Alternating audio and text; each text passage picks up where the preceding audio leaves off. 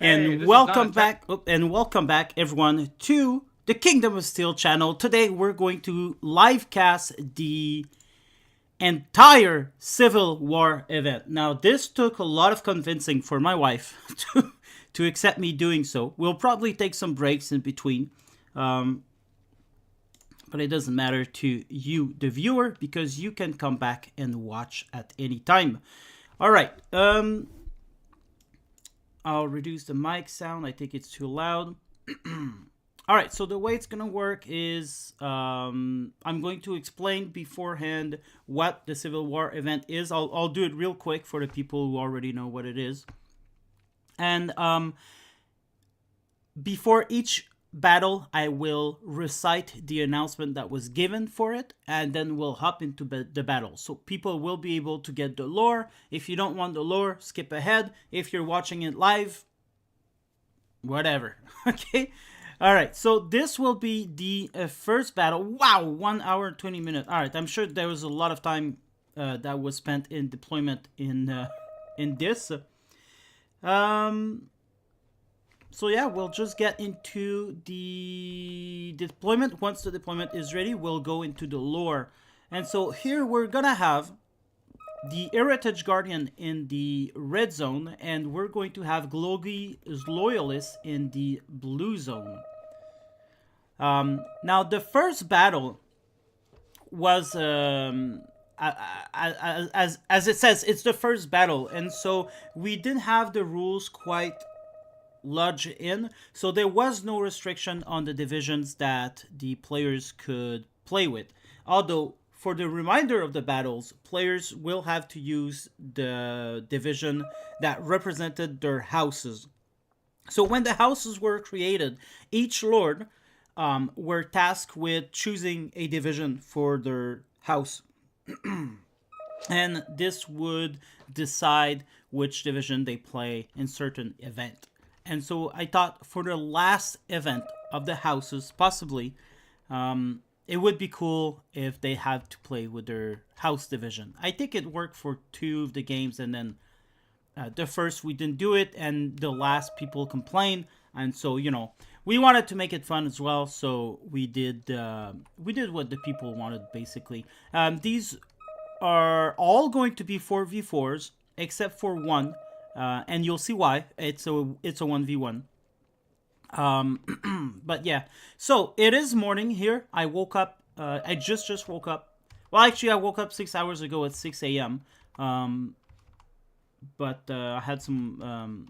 It doesn't matter. I'm tired. That's the that's the big part of what I'm trying to say is I'm tired. I just woke up. I'm not in my best. It doesn't matter. I got a coffee in hand,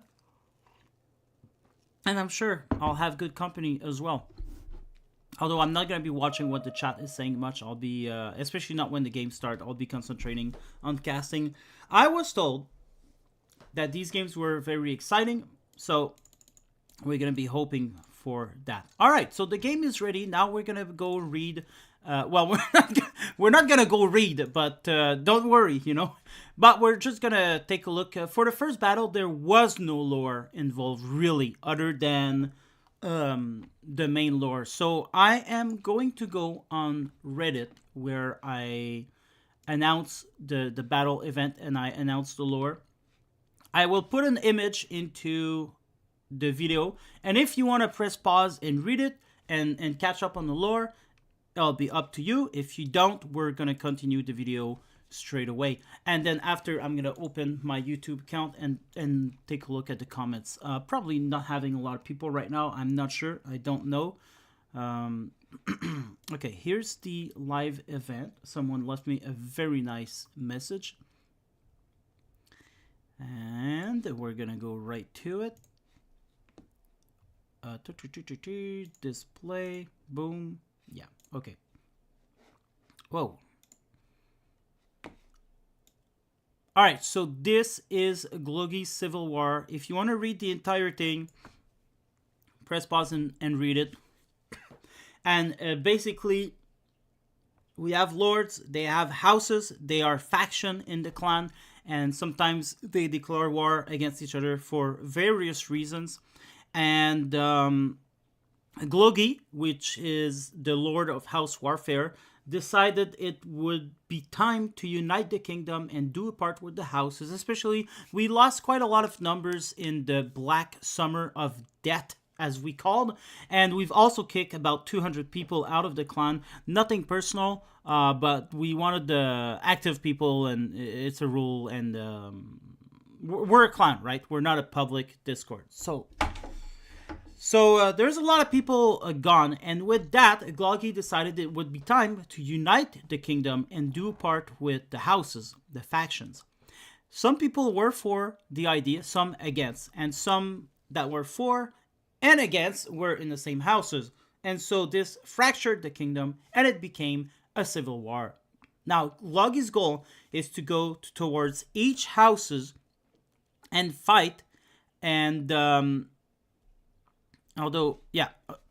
it's to go against to each houses and fight them, and if he wins the battle, the house will be destroyed. So one by one, they will either survive or they will be destroyed.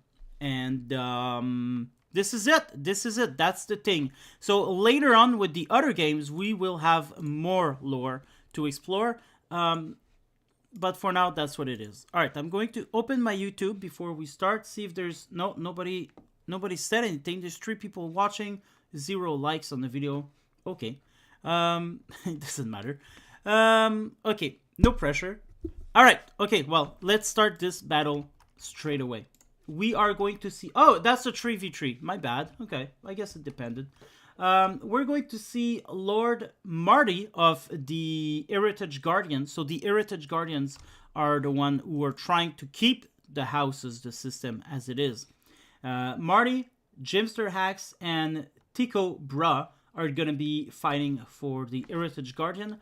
And in the Loyalist faction, we have Lord Glogi, who I think participated in all battles. We have Iron Fruitman, who is not displaying his clan tag, and we will have a talk about that later.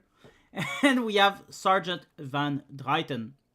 So a lot of good players. Tradesman is the beginning rank, so I don't know about Tycho Brahe. I've seen his name quite often, though. I think he plays a lot, so he should be good. Iron Fruitman, I think, is a tradesman too. I'm not sure, but he's a good player too. Alright, so we have, in the Heritage Guardian side, we have 358 Strelkovi, we have 2nd Infantry Indian Head, and 3rd Guard Tank Corps, so that's going to be a hard one. In Glogi's Loyalists, we have 1st Penchelos with Toulon and 715 Infantry. We're not going to take a look... Whoa, it's lagging if I take a look at the... too close. Alright. Enough talking. Let's start this thing. I just want to make sure everything is good for you guys here. Desktop audio is fine. We hear the audio. Alright, everything seems good to me. Let me know in the comments if it's not good, because we have a long time going.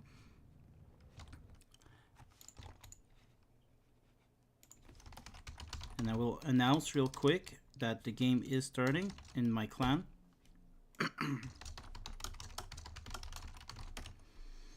And here we are. Okay, so already we have some recon planes launched by Tycho Brahe and Van Druyten.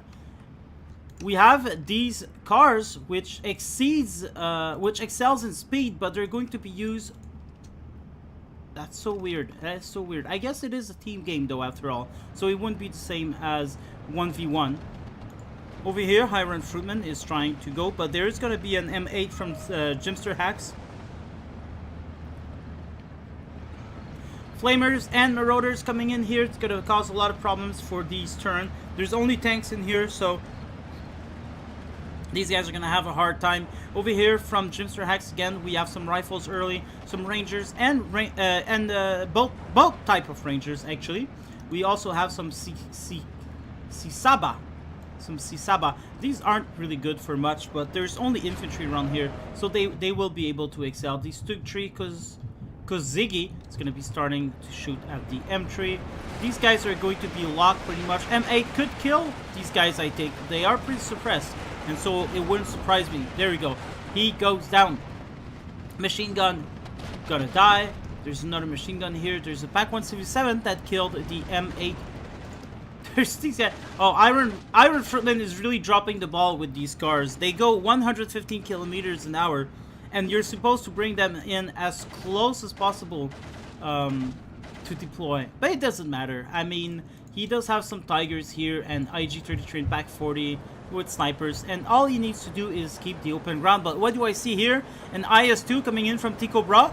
Yeah, this could spell disaster for Van Dreyten. Oh, it is Van Dreyten here. Iron Fruitman only deployed with the cars, but basically Van Dreyten is keeping this area safe, or at least he's trying. He's gonna need some smoke probably in order to deter that IS-2 from seeing too much. Over here, big push on the hill from the Heritage Guardian. There's gonna be some 82 mil mortars coming in as well, but these guys are already dead. There's an 88 mil here. He does have some view on these guys, but not much. He's mainly used to protect around here. There's a Nimrod in a very vulnerable position here. Definitely should be hiding in the forest. This is from Comrade Glogi, the Lord. Lieutenant Marty is the commander of the other team. So we do work with rank. If you are a Lord, you can decide whatever you want, basically. But I don't think... I mean, technically they could. But I don't think this is how they played, and we don't often play like that in the kingdom. We do have all of these ranks and things like that, but we're not aggro about it. We just like to have fun, basically. The whole idea of these things is to have fun. So, and the idea is also that everyone basically has a voice in the clan. So if they don't like something, they can use the lore, they can use the story, and create something. So say you're a tradesman, you're a new guy that just arrived in the clan. You don't have a lot of power, right? But you could go to your lord, the person that's commanding you, and you could be, you know, we should change this and this, and then the lord can ask the king, which is me. He can ask me if it's okay to do that, and if I say no, he can be, well, you know what? Fuck that. We're going into a civil war, or I'm declaring war to the king. And then people who are for the idea can join that rebellion. And this is what I like, is that with medieval era, there's always something, there's always an avenue to modify rules or to do things that are wild and crazy while still keeping with the lore. And so see, you can't do that with World War II, because World War II, there's a lot of rules. People cannot do whatever they want. The generals cannot go to the president and tell him, "Hey, I'm going on a civil war against you." Well, I guess they could, but it never happened really, that I know of. They are partisan, of course, you know, and there's countries like Hungary and Romania that turn around. But yeah, I thought medieval era was more suited for a clan of a game, for any game really. It doesn't matter what the game is.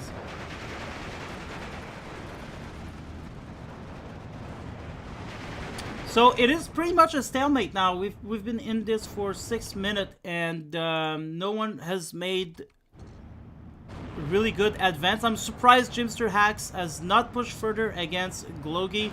Jimster Hacks is a much better player. I don't want to be rude to Glogi, but Jimster Hacks is a very, very good player. So I was expecting him to push more easily. He is taking care of all of this though, so we gotta give it to him. He's basically playing against 2 players. And over here we have Lieutenant Marty going against Iron Fruitman. Marty is not pushing that much. It looks like he's got this to control. ISU 122 coming in. Yeah, over here Glogi is being overwhelmed. There are some turn 2 coming in. Turn 2 and turn 1.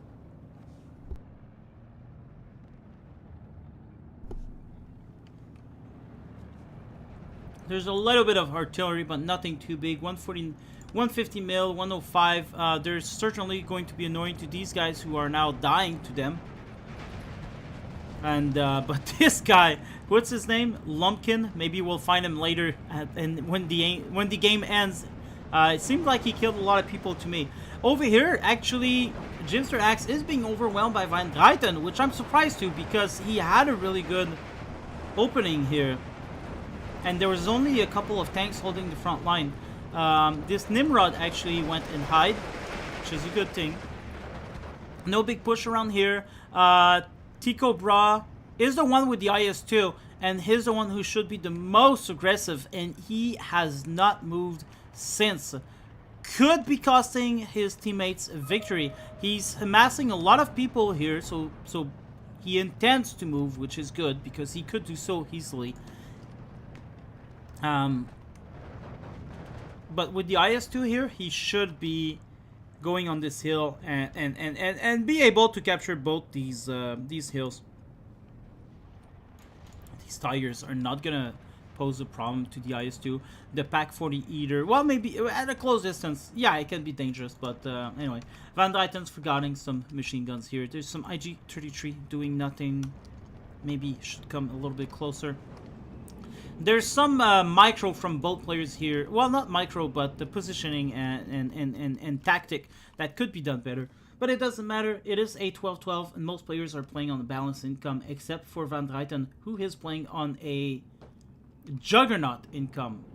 And that might be why he's not doing much around here. He doesn't want to push the bear. If the bear is pushed and the bear starts going forward, it's going to end up really bad for Van Druyten, as he doesn't have the income.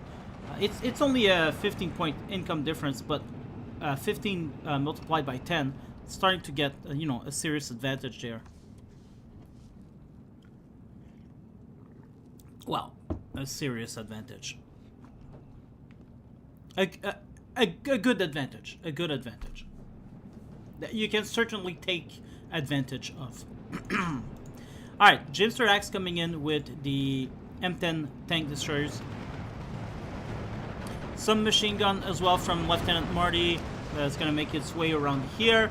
There's going to be some a lot of support weapon in this area, as we see. There's also some P-38J-15 coming in, but it will be stopped by the Nimrod straight away. These guys are not solid at all, so you got to be careful with these. They're strong, but they're not going to resist AA, especially not Nimrods.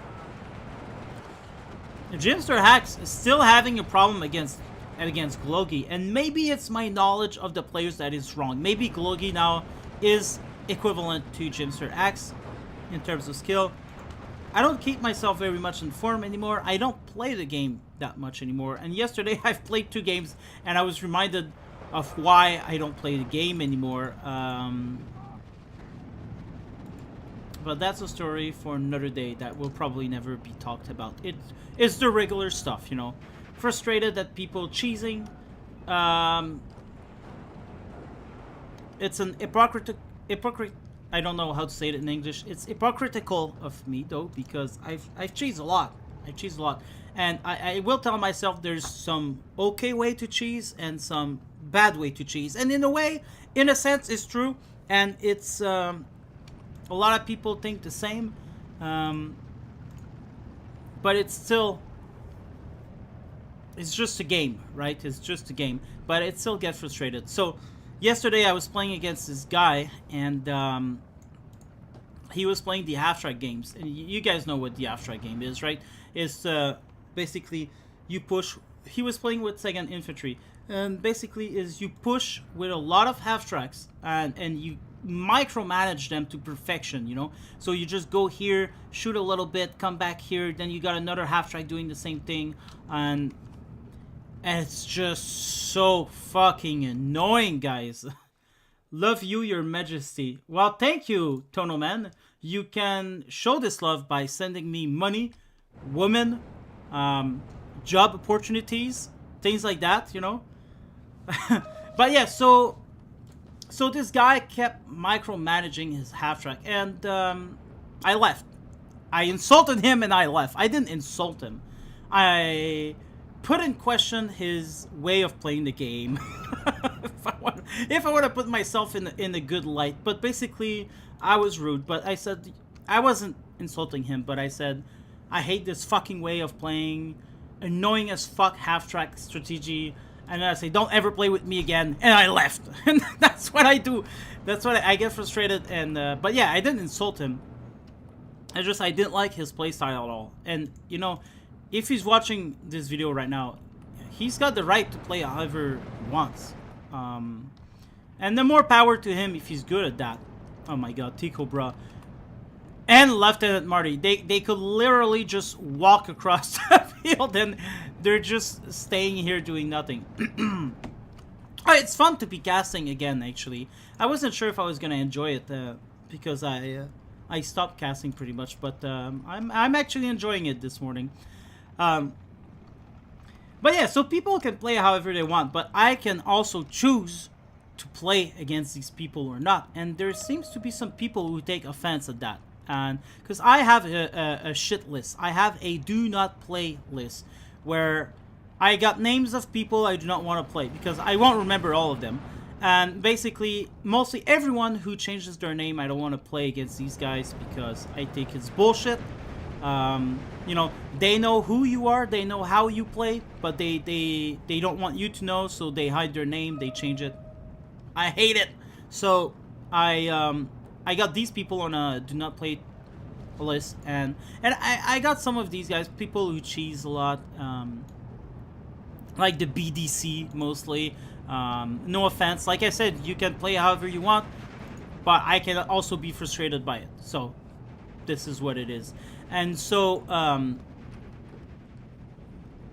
don't know where I was going with that. Yeah, my time is limited. I don't want to play the game that much anymore because of these players. So I put them on a list, and oh, nice shot here. Will he? Oh, it doesn't look like, no, he's shooting at these guys. So yeah, I'm very selective now. I play like one game per 3 days maybe. So I'm very selective with who I play. And I do have the Kingdom, which I could play with these members, but I don't like organizing. I just like jumping in the game, press quick play, get into a game 5 seconds later, and you know, see what you get. But yesterday I got into a very frustrating game, and yeah. Well, I got into a game with Attack Power actually. He asked me if I wanted to play a game to practice for the tournament, and I said, all right. Well, I'm rusty though. You know, Attack Power, I used to defeat him all the time. It wasn't even a contest.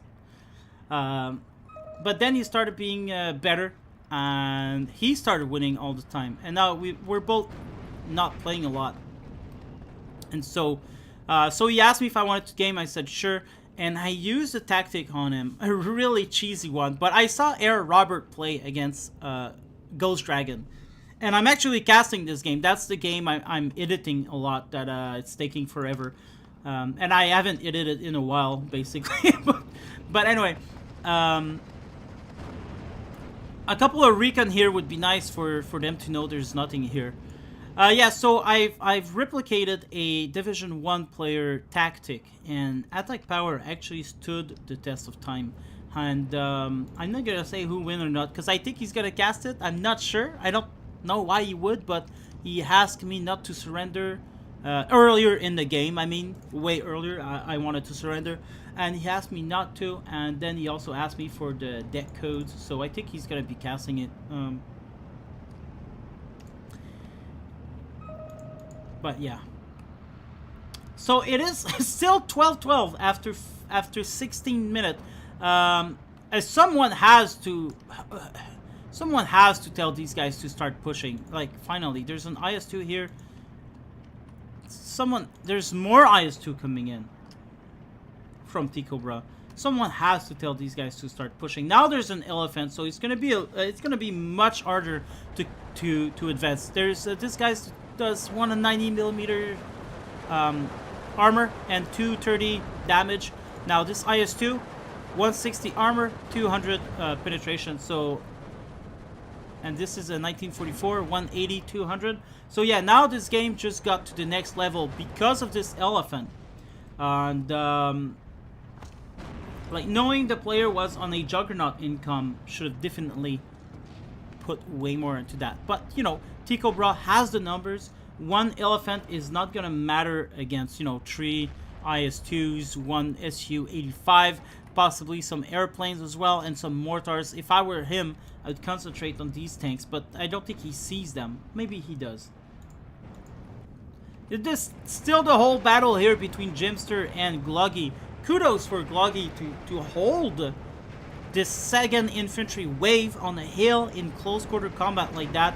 You've got to be really good to be doing that, and I don't think I would have lasted that long. I think it would have been over in 5 minutes if it was me. You've got 150 mil mortar here. It's strange. I've never seen it, but I haven't played with First Penchalos a lot. He's coming in really hot with it. Yeah, he's. What is? Oh, it's a Nebelwerfer. I'm trying to zoom. I hope it's not lagging too much. I got a new computer, by the way, guys.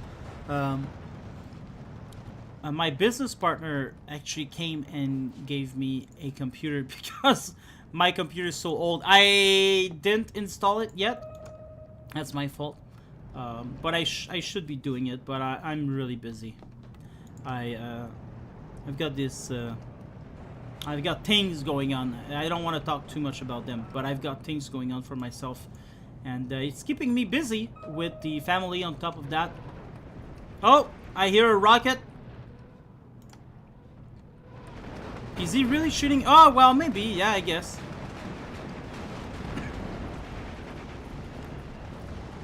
Didn't do much. Didn't do much. We're gonna be honest. I think it would have been. I think it would. If you're that close to the. Nice job, Gloggy. You're moving it after shooting. Really nice. I really appreciate you right now. You're the best. I love that. But I think seriously, I think it would have been better shot around here, somewhere around on the hill. It's easy for us to say because we see where everyone is. But somewhere on the hill. Now there's off map here is gonna be completely destroying the town. That's a really good off map launch by Sergeant Jimster Axe. Jimster Axe is also a Duke in the Kingdom of the Noobs. He's made it quite far. He's annoying, and I argue with him constantly, but he made it quite far in the clan. He's helping out a lot too. I appreciate him. I appreciate members like that. We don't see eye to eye, but it's okay most of the time. Not most of the time, always. We're always just kidding around. Well, I mean, we're arguing for real, but we're having fun at the same time. And this is good relationship to have, I think. Because you can keep each other's on each other's toes. And yeah, even though I'm the king, I'm not always right, so it's good to have members like that. Still no push around here, which is unfortunate. I think this flag could have been captured easily in the beginning of the game. It's okay though. Tycho Brahe is a measly tradesman, basically a peasant. So we're not gonna be too harsh on him. Oh, come on. Come on, Golgi. These guys are now shooting as well. Now, there you go. Unfortunately, hits no one, but I mean, it was a good target location. I think he should concentrate all of his half tracks on. I mean, all of his tube on this hill. This is the most important. This guy's being targeted by artillery. People start running out of ammo around here.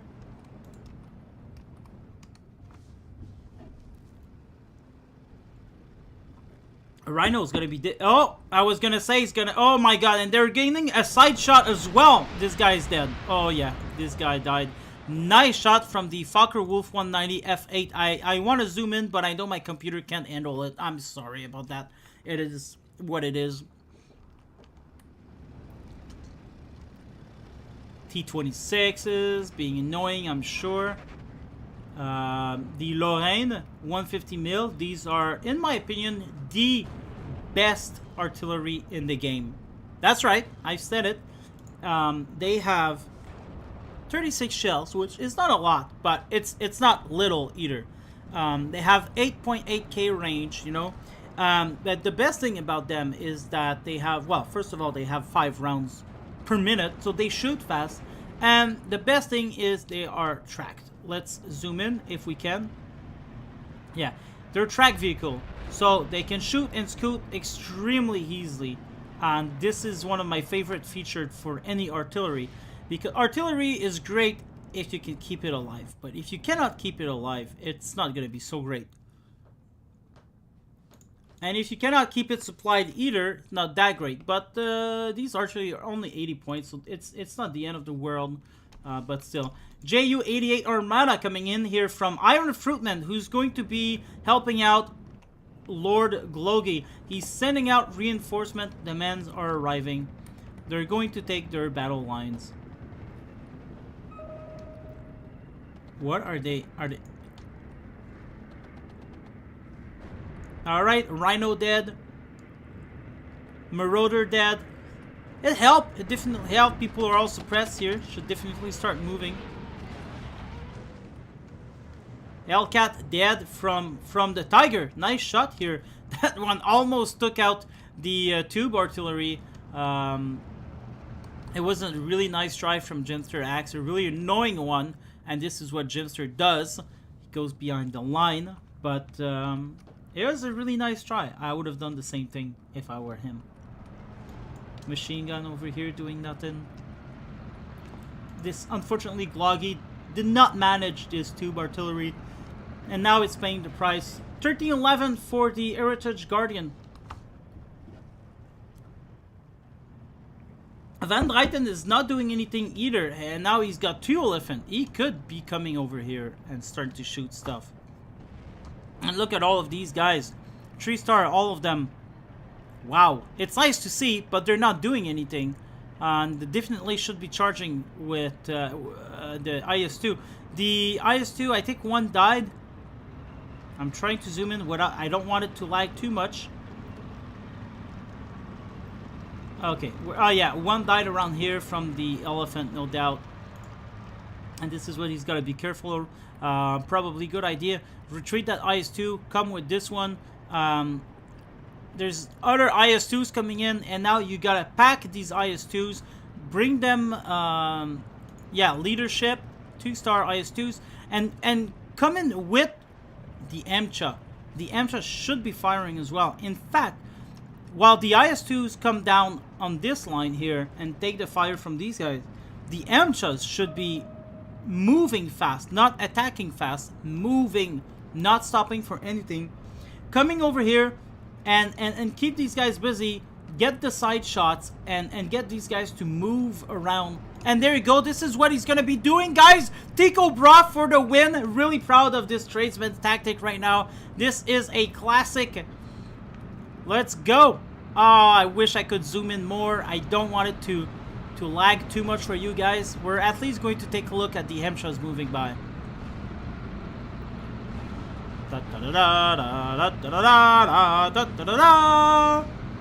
You can imagine the Ride of the Valkyrie playing right now.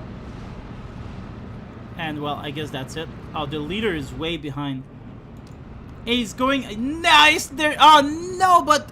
Too late, too little. The IS-2 over here died. There's still this one fighting them. The Tiger will retreat. These guys are... Oh, my God. That was a penetration shot. Oh, but they're not going to be... Oh, now he should retreat. Now he should retreat.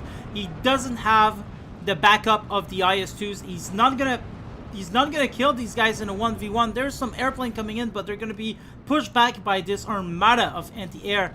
Now is the time for these guys to retreat. They actually got all of these guys to retreat. IS-2 should push, but one of them is got his turret stuck. I'm frustrated by the lack of coordination we're seeing right now. These guys should be moving in, closing the deal. Oh, there you go. Okay, good move there. Good move. Oof. Not a lot die. I think just 2. And there's ISUs coming in as well. Good move, Tycho Brahe. That was a really nice tactic. Made the big cats move around. Over here in the south, we're still pinned down by the same things. 1311 for the Heritage Guardian. IG-33 going right in the mouth of the tiger. In the mouth of the cat.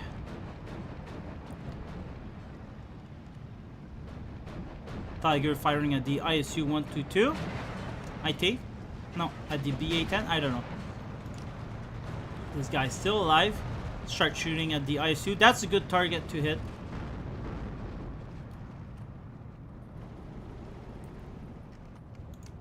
.150 mil. These guys should have been kept in check more and moving them. Alright, over here. Hit the half map maybe? Nah, he won't. Oh, direct hit on the ISU. That has to hurt. Not gonna die, but still, that's probably damaged him a lot. Over here, these guys are taking advantage of the artillery leader. Although that supply truck is dangerously close. But these guys are gonna have better aim. Unfortunately, they are shooting at the 150 mil Lorraine, and so that's not gonna have a lot of effects.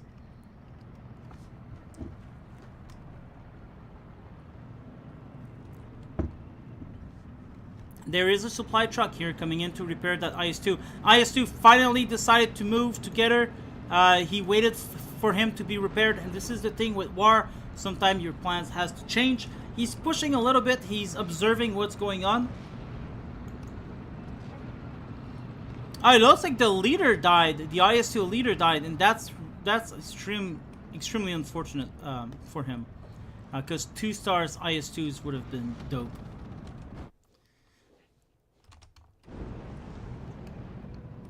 Tube artillery still shooting at the IS-2. Getting some close shot. There you go. Getting direct shot. 2 rounds of tube artillery killed that ISU, which is extremely good because there's not much protection you can around that you can do to escape these. Glogi will move it. Keeps forgetting to move this one though, and he does have transport here.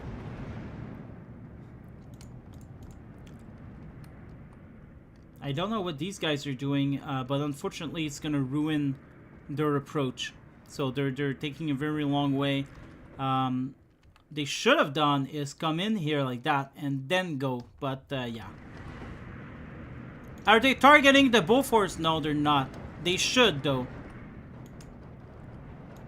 He's going to retreat right away. I'm gonna try to keep these guys alive.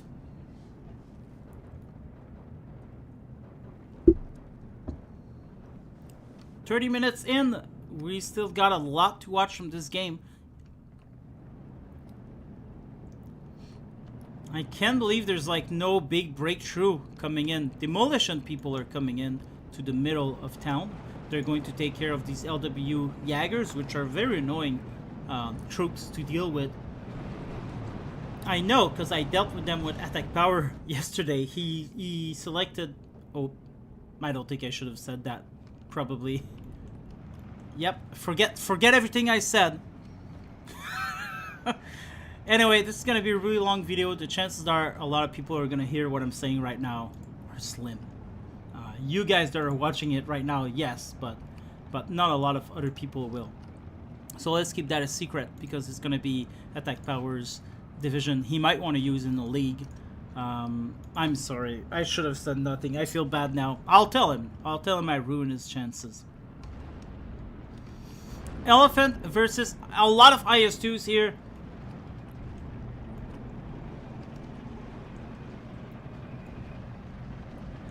Who will remain victorious? I think the Elephant should win.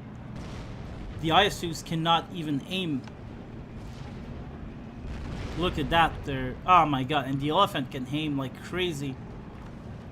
Elephant has 45%. IS-2 has 35. It's not a big difference, but it's enough. There you go. 1 Elephant died. There's 2 more to go. These guys are 1-star 2. Oh, penetration on that IS-2. Man, these IS-2s are still missing. Now they're being hit by artillery. That 85 is gonna suffer as well. He's gonna back out of here, and he does well. This is an impossible fight now. Oof. Okay. He might want to go closer with these IS-2s. At a closer distance, they're like, I mean, the elephants are more... Oh, wow, nice! Did someone die here? No, I think I'm going crazy. Alright, I'm going crazy. The elephant has better accuracy, and therefore, I think the IS-2 should take them close range. Coming in here with all the MCHs, come on this hill, and if the elephants are crazy enough to go on the hill, then they'll die from the IS-2s. But at a long engagement like that, they're not gonna survive.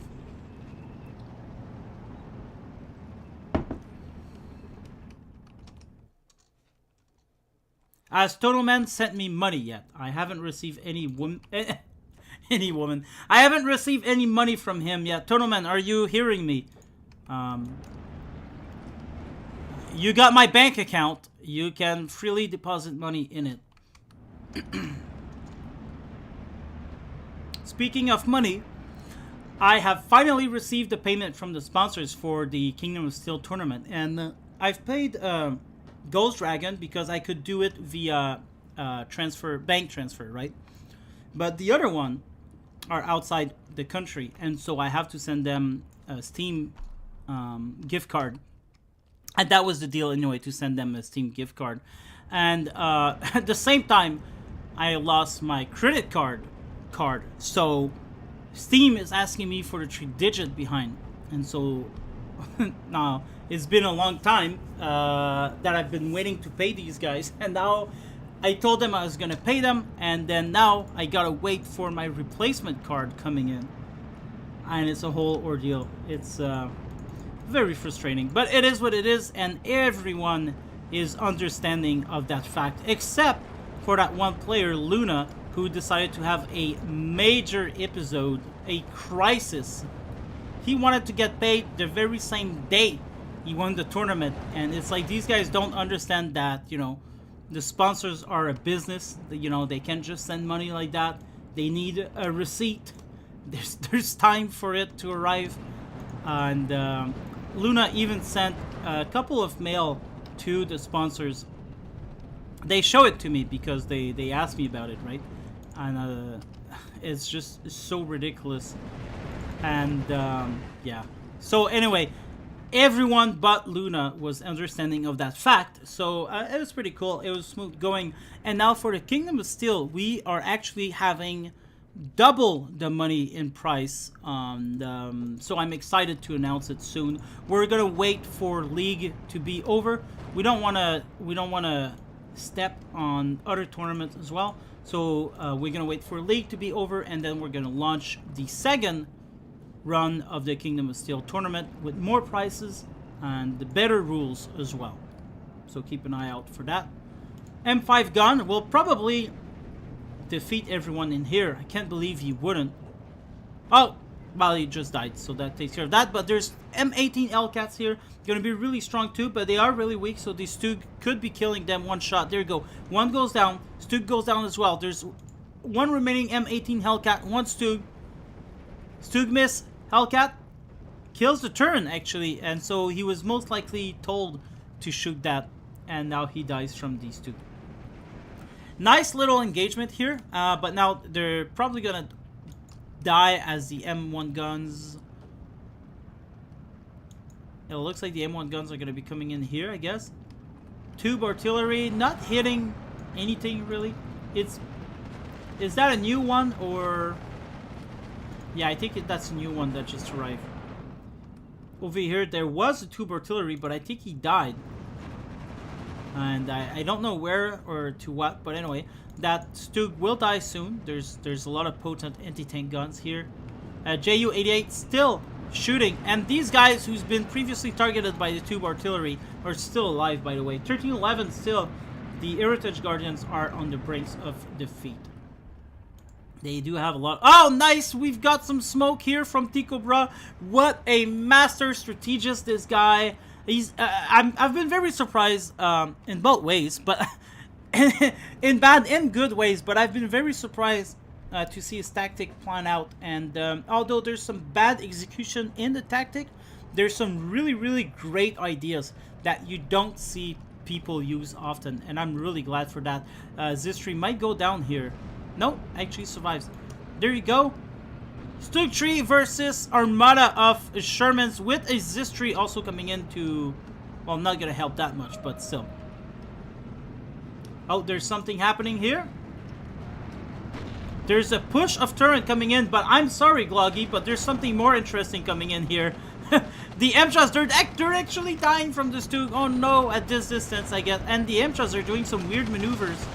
And wow, only 2 of them. They're going to be retreating. It was a really cool tactic.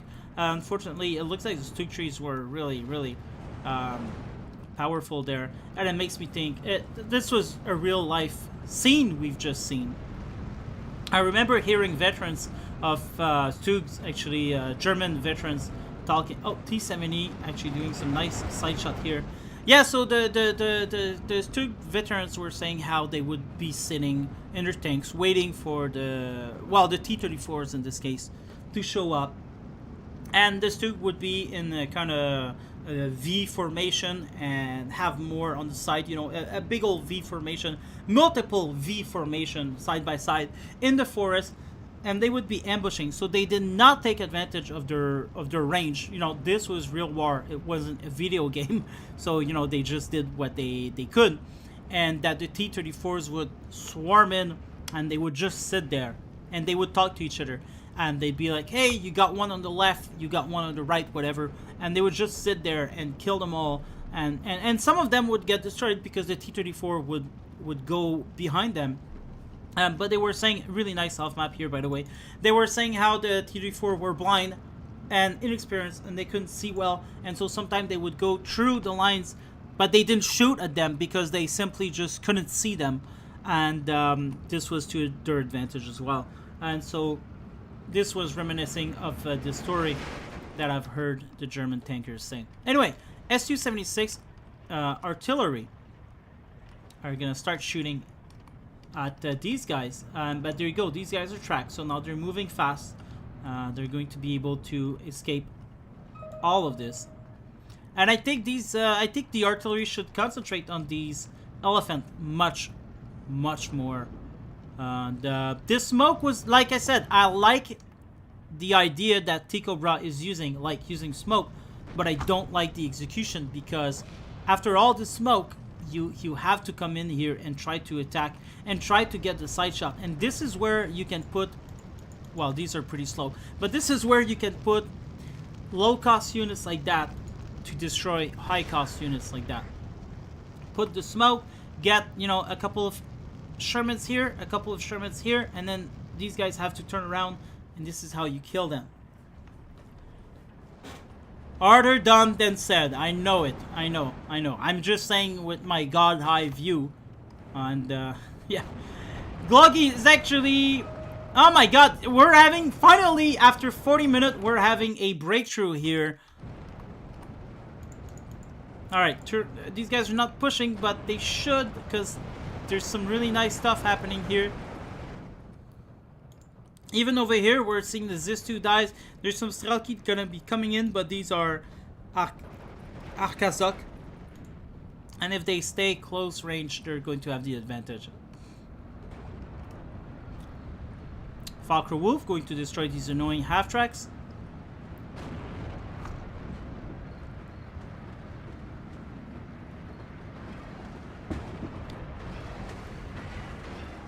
Tube artillery looks like it might have died. I'm not seeing it anywhere on the game. That's unfortunate. Yeah, all the tube artillery died, and this is not normal, guys. Tube artillery should be alive the entire game, and I think one mistake Gloggy did here is that he separated them. Now, what I like to do, I'm an expert tube artillery, okay? I don't care what you say. I am an expert tube artillery. And so what you got to do with them is you deploy them on a road, not a road you're going to be using. So 1, 2, 3, like that, fairly close to each other. You get them all their target, you put them on return fire.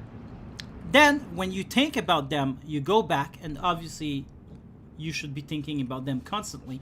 But basically, as soon as they're ready to fire, ideally, you go back to them. You verify that the targets are still at the same spot, If they're not, you re-embark them in their transport. You shoot the others. You wait there for them to stop shooting.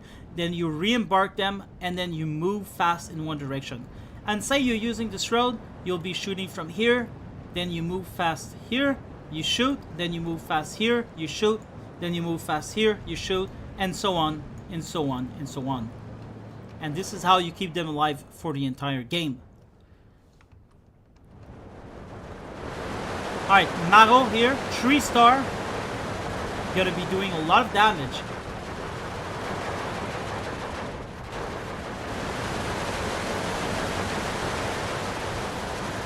SS Jäger as well. Turin, Stugs. There's a lot of units here. And there doesn't seem to be a lot from Gymster hacks anymore. The artillery is dead. Some command Sherman are coming in, so I'm thinking he doesn't have much tank left to put on this hill, at least. There's some M10 over here. Finally, artillery is being used for against these tanks, and this is the greatest thing. There you go! Sturmpanzer 4 dead. This is the greatest thing he could have done, is damage these guys. Look at that Tiger, he is pretty damaged. I'm not sure, you can probably not see him, but he's pretty damaged. Is he? Yeah, he is.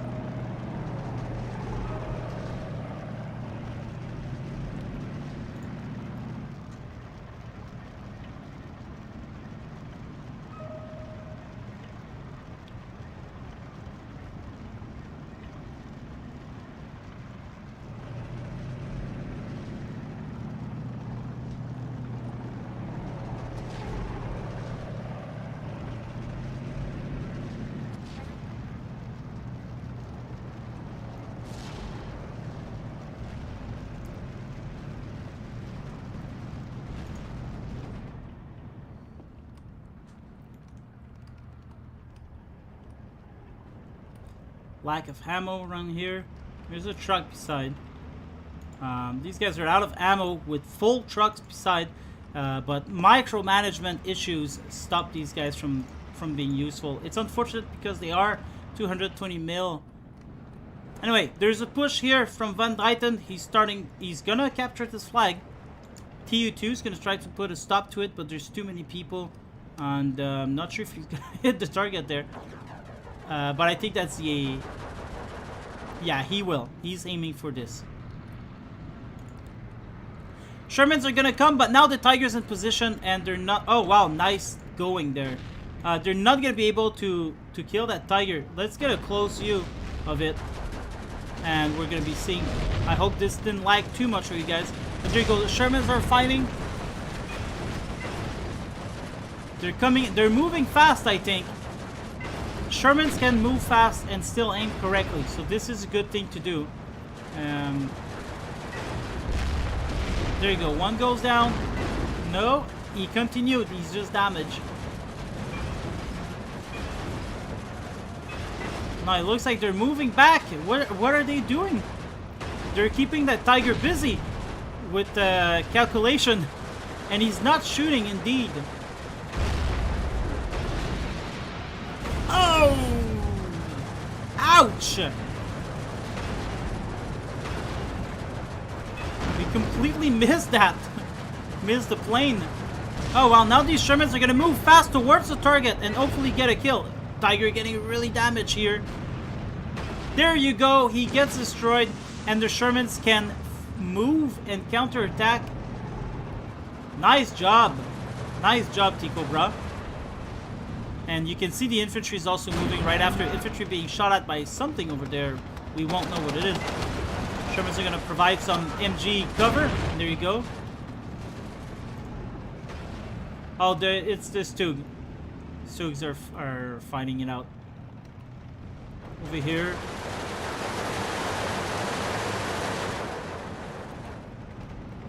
A lot of forgetting. 12-12 still. As the Gloggies loyalists are starting to gain ground on the Heritage Guardians. Now, the Heritage Guardians have better experience, I think. But ultimately, the numbers of the Loyalists is starting to bear fruit there. There's more Hellcats coming in. One more, actually. Bailed out the Tiger, I think. Either the Hellcat of the year or the M10 tank destroyers.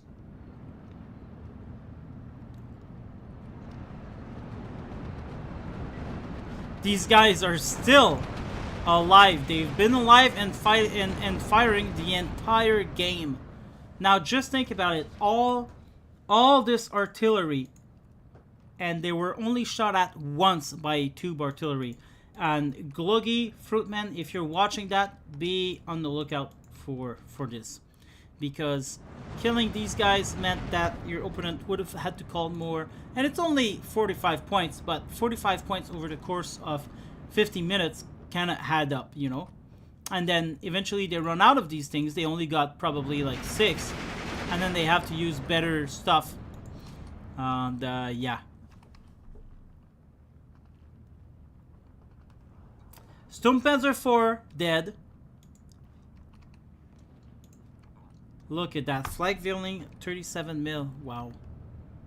It doesn't have a lot of uses. There's some Flak 36 as well. The bad one, because they got 90 round per meters. Oh my god, that turn behind the line will die, but still did a lot of damage already. See, Sabas are gonna come in. Now these guys are gonna be extremely annoying. Oh, Nimrod. Yeah, he sees that. He's gonna move, but not in time. I think he's gonna die now. Actually missed, or what happened? I don't know, but he just died, actually. These guys are going to be extremely annoying behind the line like that. Gloggy is gonna win. Oh my god, no. There are still a lot of resistance from Lieutenant Marty. Lieutenant Marty has been called for service. The Lord is helping his sergeant. Although, technically... Well, no, this is a civil war, right? Jimster Hacks is under command from Comrade Gloggy. So, both of these guys are in the same houses. But it's true, it is a civil war. So now they're fighting against each other. Pack 88 gonna do a lot of damage on this hill for sure. It's already shooting at the Sherman. These Tugs as well. And there you go. Oh, doesn't die, but...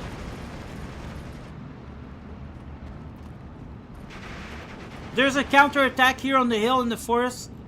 The Allies, a lot of them are starting to actually take ground. And it looks like they might be able to push completely through. My god, look at that. Imagine that was all going on the hill. These guys are going to be coming in for the hill. They need to push back around here. They're going to have difficulty fighting against these guys. There's an airplane coming. Tu-2S going to be pushed back by the Nimrod 41. Nimrod 42, sorry. These guys, they can shoot on the ground and kill a lot of stuff. They can do 200 mil damage. They could kill an IS-2. That's how strong they are. Probably wouldn't from the front. I don't know. But... they are dangerous. Now they're going to be fighting against the Hellcat. Oh my god, it's lagging. He's moving. Oh, there's an airplane, so he was busy shooting at the airplane rather than the Hellcat. And actually dies in the process. I have to stop zooming in because my computer cannot handle that many people. Over here, we're seeing big push in the middle. Snipers. Gonna be trying to stop with the 105. There's some Osleja and reinforcement coming in here to tide the wave. Over here, it's still the same thing. These people are being shot at, but there's not much to shoot at because they are tracked vehicles. So some of the best artillery, in my opinion. If it's tracked, it's hard to kill as long as you manage it. See, this guy's still alive. I think one died. These guys finally being resupplied. Still a big force around here, not doing much. But there are still elephant around here. and Tigers. It's still a dangerous hill. It's been a dangerous hill for the entire day. And the Soviets, I've been trying to push here. They just can't seem to do it.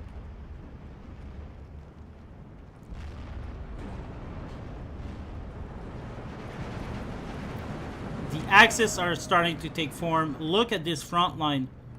The Axis are everywhere. They're pushing hard. This M10 tank destroyer is not gonna do a lot of. Yeah, my God, look at that. All the turn, all this infantry being pinned down now. Turret behind the line, turret in front of the line. There's just so much. There's some rifle early coming in with the half-tracks, but they're not gonna do much. The Valentine's tree are being called in. They're really starting to lack tanks. Jimster Hacks doesn't have anything to push anymore. You don't see him anywhere anymore, except for the infantry, of course. But that's not gonna stop this armada of people. Even the 81mm mortars are joining in the fight, and this is an oversight. I think this is a really strange choice. He's going to die. There you go. He dies. This probably the AI did that. Definitely not the players. Bofors coming in. That's probably all he's got to defend. Now he's gonna put the AA pieces on the front line. Commander has to do what a commander has to do. Am I right? Am I right, guys? Sometimes you've just got to. In a 1v1, you'd probably be surrendering by now. But in a team game event, you need to keep your game. You need to keep your team going. You need to keep supplying. Oh my lord, we're seeing a. Oh my god, I hope to God he goes here and get to shoot his load. There's still an IS-2 here though. Go Bogward.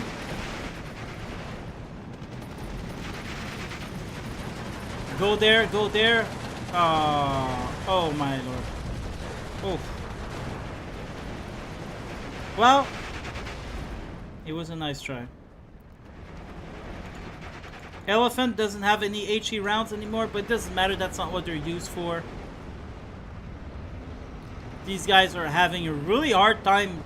This is like a last-ditch effort of Van Duyten to try to push just like his comrades are doing, but he's not being able to push through. And it's okay because, I mean, he is in the open, although he do have Elephant. But look at that, look at all the allies are pushing as well with everything they have. They're trying to really hold the line. Bogward coming in here. Could be really dangerous if he goes through here, because there's nothing that would stop him. Over here though, he would be stopped by the Sherman.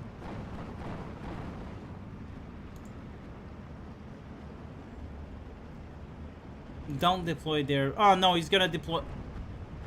Well, it was a nice thought. They could have been people here. But in my opinion, you want to bring these guys up until the point that they get shot at and explode. Oh yeah, it's over. The Germans are calling in the Osttruppen. All reservists, all people they're able to muster are gonna have to push forward. There is no backing out here. In the town, they kept their elite troops. 1311 for Glogi's loyalists.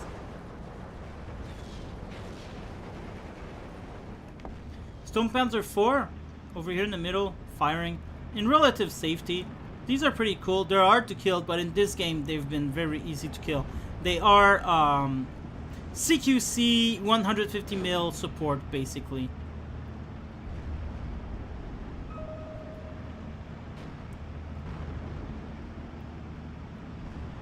And the troops are gonna try to go forward.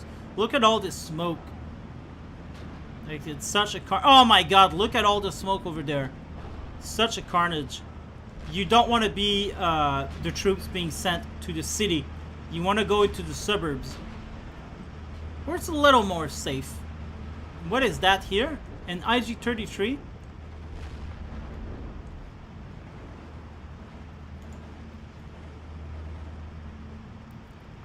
Providing cover fire as the trucks start approaching. A lot of people dying. Now it's starting to be dangerous. They are on the front line. They're being shot at by infantries in this town, but they're gonna keep moving forward with the trucks until they arrive to destination. Most definitely people are dying now. There's some heavy artillery being shot.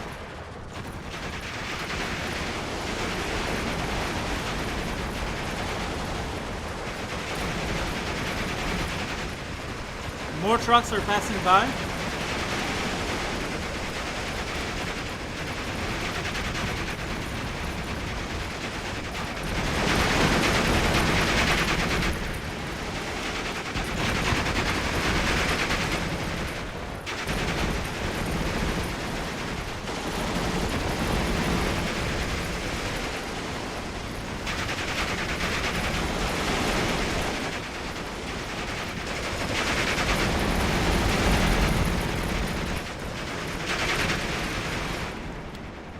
And yeah, this was going on. Over here in town, we're having a major breakthrough. Turrets are behind the line. They're destroying everything. There's nothing else they can do here. I would say cut your losses, establish a line of defense on this hill, on this river, and stop throwing troops around here because you just cannot. You put some AT guns around here in the forest.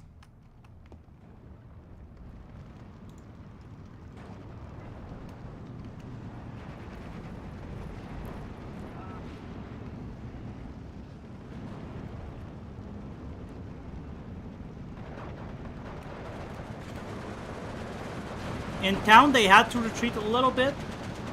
They're still very dangerous.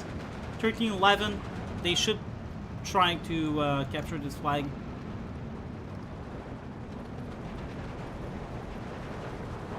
Still a lot of troop defending, but it's not gonna do against all of these troops. Bear with me for a second. We're gonna go close range. Oh my god, it's lagging too much. Never mind, we're aborting this. Woo! I'm sorry for that. Okay. A lot of troops coming in here. There's just a lot of troops everywhere. The mortars are firing. ZSU dead. These guys still alive though, but out of ammo.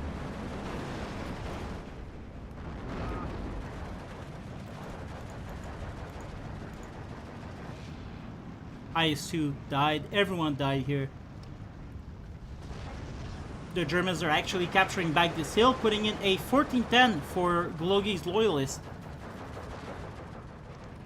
These guys are being shot at because they're not moving, but they don't have any more shells, and so it is what it is.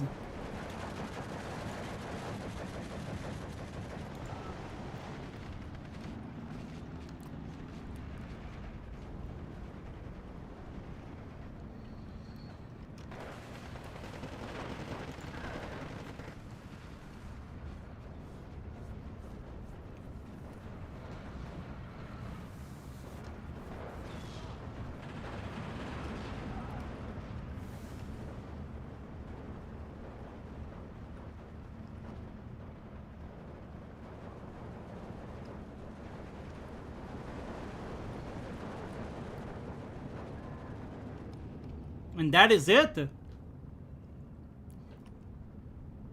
Glogi's loyalists are winning this. There's no way they're losing this now. There's some IL-2s coming in, but they're not gonna fare well. The Nimrods are fighting CQC and in the air as well, which makes them a very good weapon to have. This is the last of the troops from Ginster.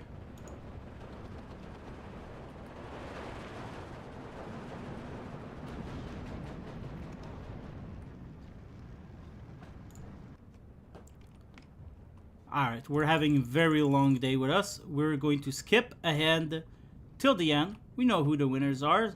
There's nothing left on this side. Jimster, I expected better than you. Gotta be honest. These guys are well supplied. They're not shooting anymore. When you cannot micro your RT anymore, it's okay to put it on fire at will. At least they'll be shooting at something. Over here, these guys are still holding on. 16-8 for the Germans.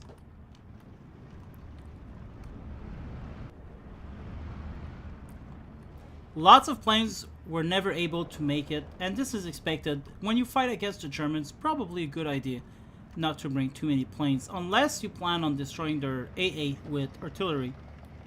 But it wasn't done here, that I could observe, at least.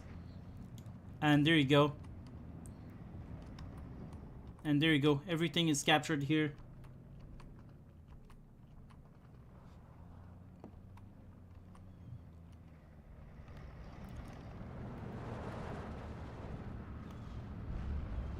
Now we see the airplanes coming in. The last moment, the Air Force finally arrived. And there you go. The Germans take control of the sky. Commander dies. And everyone surrenders. And there you go. So the first battle was won by the Loyalists. Let's go take a look at the kill. Oh my lord. Van Druyten. 10,000 kills to 4,000 losses. Congrats. Very good. Very good. Gloggy in second place. Also very good. An equal fight, though. Jimster Hacks killed... Wow, Jimster Hacks really badly performed here. I wonder why. I wonder why. He's a good player. Is Gloggy now better than Jimster? I don't know. We should pit these guys 1v1. Iron Fruitman, 6,000 to 3,000, pretty good. Lord Marty, 6 to 8, just like Gloggy. And Tycho Brahe, 2,000 kills to 8,000 losses. These are all the IS-2s and things like that. Well, alright. That is the first game done. Now we're going to go to the second game. I'm going to remove the screen so you don't see... Oh, well, actually, we don't care to see who wins because they're team games. We're not going to know who wins. But yeah, we're going to launch game 2. God, I'm already tired. I need to eat something. We're going to launch game 2. Then I'm going to read the lore about it. And then I'm going to take a 10-minute pause. And we're going to be back with the game. So if you don't want to see all of that, you are welcome to do something else, of course. But yeah, for now, we're going to be fetching game 2. Atlacal has commented, wow. I don't know why.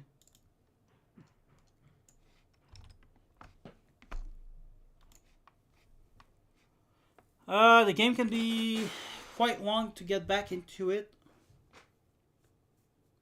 He has to close the special viewer and get back. My computer is really slow too, so it's not helping. Game 2, we're going to see a bit more lore because, like I said, that was the first game, so we didn't have much story to it. Alright, well, while it's loading, I'm going to take a 10-minute break, guys. Meet me back here soon. We're going to talk about the lore. If you miss it, just rewind it. This is 2023. There's no reason why you have to stay in front of your screen to watch this loading screen with me. So we'll be right back as soon as possible. Oh, there you go. It's finally deciding. I'm still gonna take my pause though. I gotta go to the bathroom. I'm gonna make myself a toast, and yeah.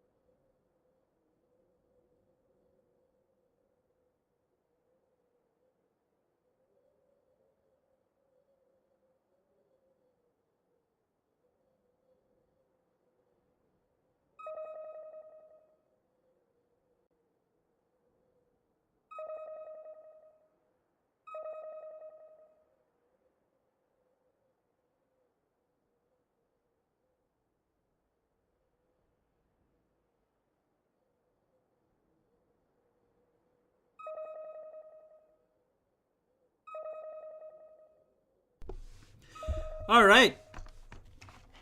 Okay. Now, excuse me if I cough. I will put the mic on mute, but I've caught something in my throat. But I've eaten. I've moved. We're gonna be good to go. All right. So earliest, I showed the lore. I was mistaken. That lore was for this game, but there wasn't any lore basically. The fact is, I put the lore into the event invitation. Therefore, these are gone now. Doesn't matter.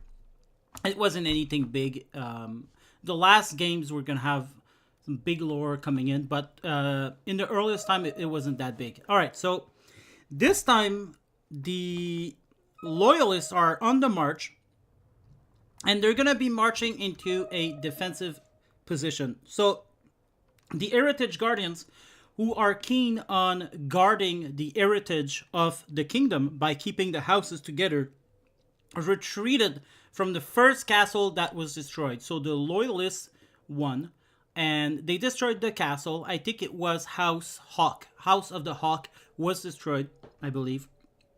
And now they're marching into House Inevitable. House Inevitable is Lord Attack Power. His house. I believe it was him. It doesn't matter that much. What matters is they are walking into defensive position. Now the other ones are defending. And I believe they had to use 5th Cav. Let me double check that out. Blah, blah, blah. The big event will be a breakthrough. Heritage Guardian will have to play 5th Cav only. Yeah, there you go. So by the second game, we made it so that the Heritage Guardian had to play with the house, with the division associated with the faction. And Attack Power Gaming selected 5th Cav for his house, and so the defenders can only use 5th Cav, while the offenders, the invaders, the attackers can use whatever they want. This time the game will be rather short. I enjoy this idea because a 60-minute was a pretty long game for the start of this live cast. And it is taxing, you know, doing a lot of videos like that. So I'm glad it's a tad short.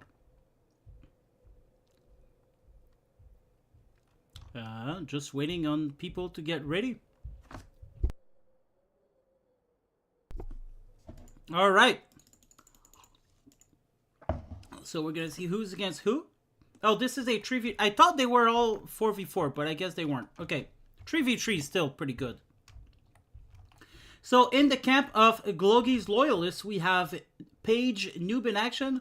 There you go. Now he added his title. Good for him. All right. Paige Iron Fruitman and Sergeant Tonoman. Tonoman, a really good player in the kingdom. But these guys aren't to be taken slightly either. They are pretty good.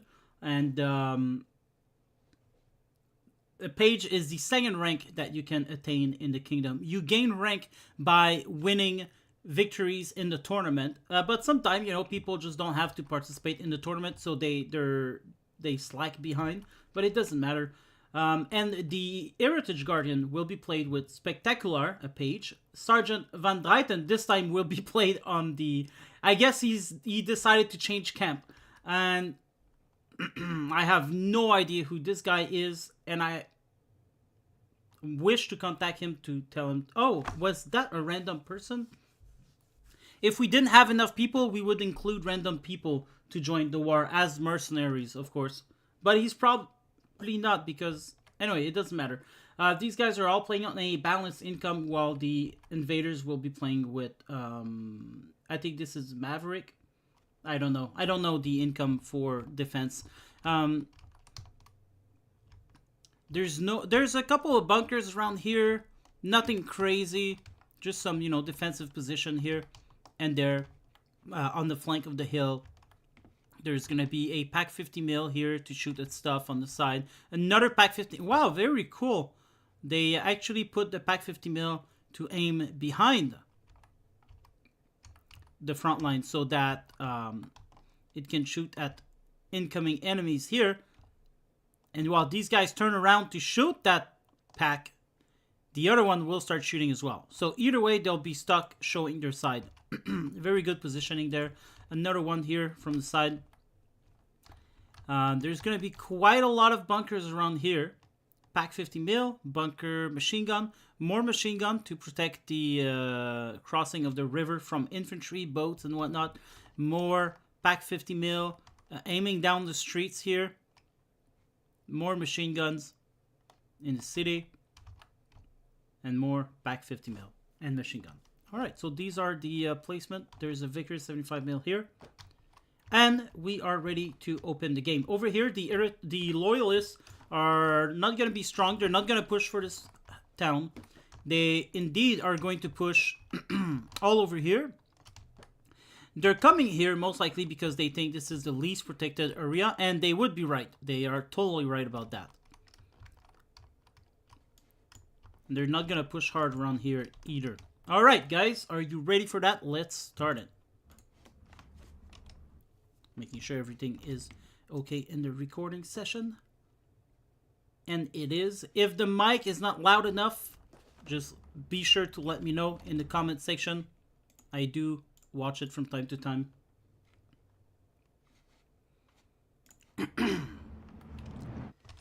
Alright. Going to unload right away. These guys are going to take position here. I guess they don't want to risk it too much. There's a recon coming in from K. I hate this name.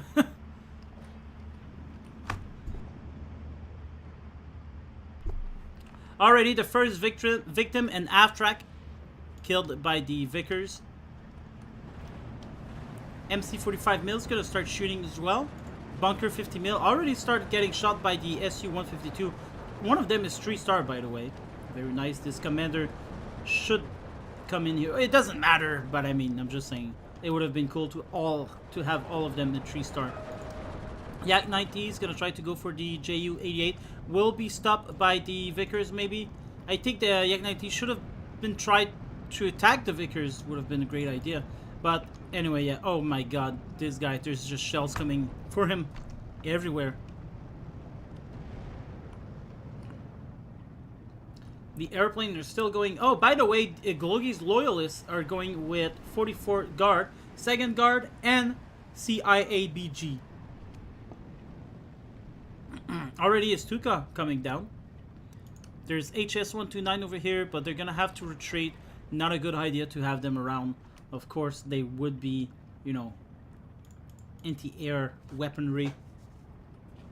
These Cromwell 6 are doing a lot of job here against the Vickers. Vickers will die, trying to retreat, and will do so successfully.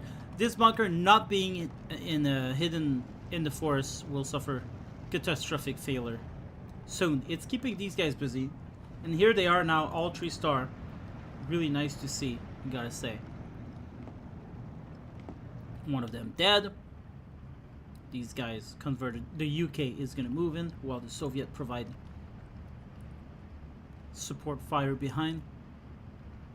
There's a lot of mortars around here. They're going to start shooting at this Vickers. Oh boy. It is hell for them. They might die soon.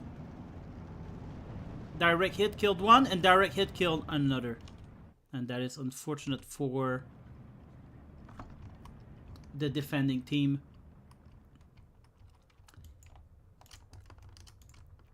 Iron Fruitman's gonna move this machine gun over here. Could be very dangerous. He's kind of just probing around. There's a ZIS-2 here, but the defending team were under strict orders not to attack. It was clear that they had to defend.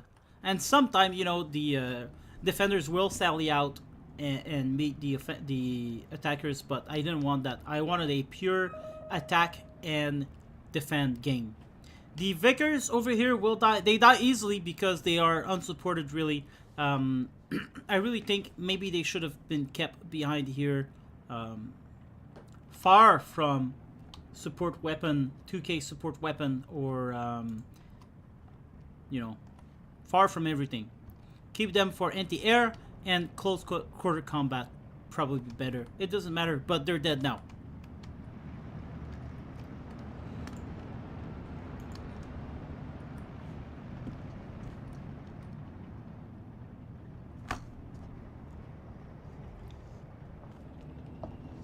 IR-37 is not successful. Over here in the middle, the blue team is being pushed pretty hard. They had a really nice defensive plan here, but they didn't count on the enemy just going through the swamp. But had there been, you know, a couple of good defenses around here, maybe that 75 mil with some bunkers would have been good. But unfortunately, it's just not happening. The Calarasi shoots with the whatever they have, the Panzerfaust, I believe. Yeah. Both half-strike dead now. They do have a sniper too, so it's going to be hard to kill them. 45 mil. We'll start shooting at the SU.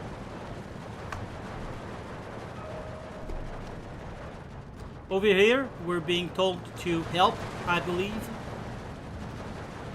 Van Dreyten is losing ground early.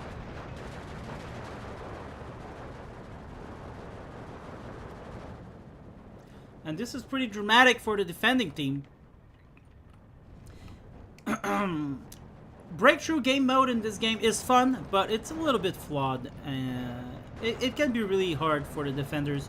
I really like the breakthrough game mode from Men of War Assault Squad 2, where you defend the place and then the other team attacks, and then if they overrun your first line of defense, then you get to defend another place, and you got time to put your defenses, and there's a lot of ground between one front line to the other, so you know you got time to bring reinforcement and defend again. And this is what's cool about Men of War. But in the Steel Division 2, it's a little bit more raw than this. Meaning, if the enemy does a first breakthrough, it's going to be really hard for you to defend and retake position. It's not like a tug of war. But still. So noob in action here. Tonoman in the middle. They're both moving. They're all concentrating in the middle.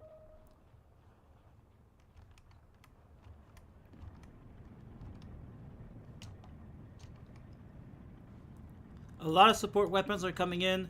Some of them will die before they arrive. T-3045 being very difficult to kill. And of course, it's with 5th Cav. So 5th Cav, not the best to defend, but this is what the faction has chosen for their emblem. So this is what they have to fight with. So in a way, even if the lords of said faction could not be present, their decision on the faction is still affecting them on the battlefield. And this is why you should have taken your favorite division. You should have taken a division that is good for everything, which is House Honor did that earlier. But anyway, yeah. Bazookas are getting some shots. I think they missed though because they're suppressed.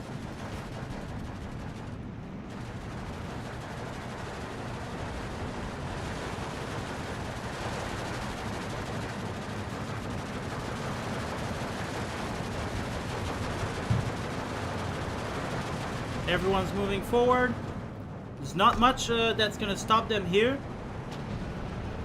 And these guys, they have chosen a balanced income, so the enemy has 60 points more than them to use, and so that's going to be really hard because they're attacking at the same place. So it's 120 points plus there's this Tournament Fruitman noob in action. Are they all there? Noob in action. Yeah, they're all in the middle. So that's 180 points more than you can, in all concentrated in the middle, which makes things very hard indeed.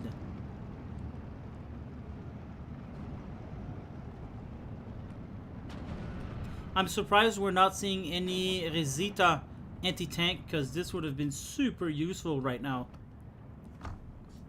Especially with the Vickers 75 mil over here, that would have put a stop to the ISU 152 really easily. 15-9, and quite obviously the blue team is not gonna come back from that. But they still got 10 minutes to try. reinforcements are coming in around here to try to shoot these guys from the side. Stuka's coming in here. There are some 3-star 25 mil anti-air, and there's a lot of 25 mil overall. I don't think they're going to be succeeding. Oh, well, there you go. They actually shoot. Doesn't do a lot of damage. It slows them down, but now both Stukas are dead. And there's another one coming in here to his suicide mission.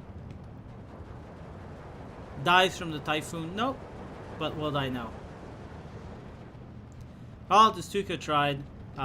They were sent on their own though, and that's a bad thing. But I guess when you don't have the choice, you don't have a choice.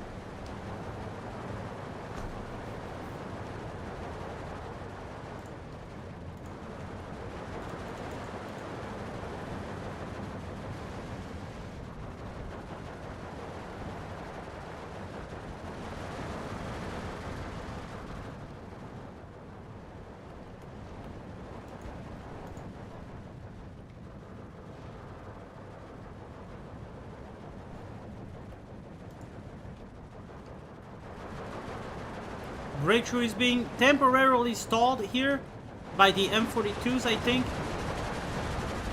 M42s definitely not going to stop this armada, but they are trying.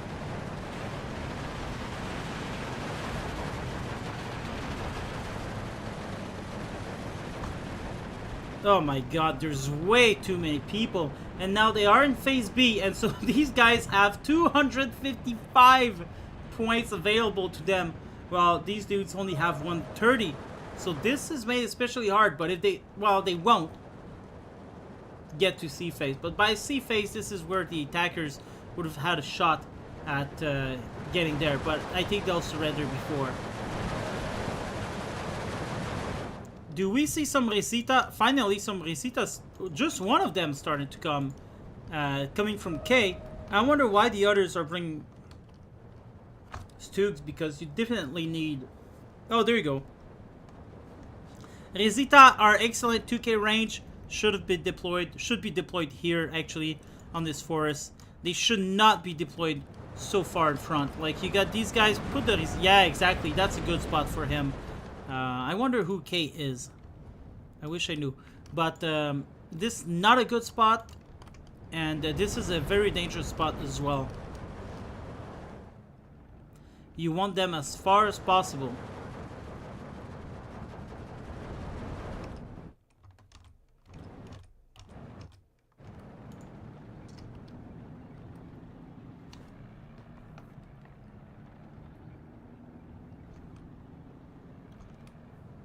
Off map coming in.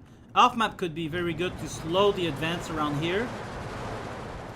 Look at these tanks. They're coming over here. They're gonna try maybe take that Resita. That's why not gonna be able to shoot and will die. Most definitely will die. 3-star Crusader AA.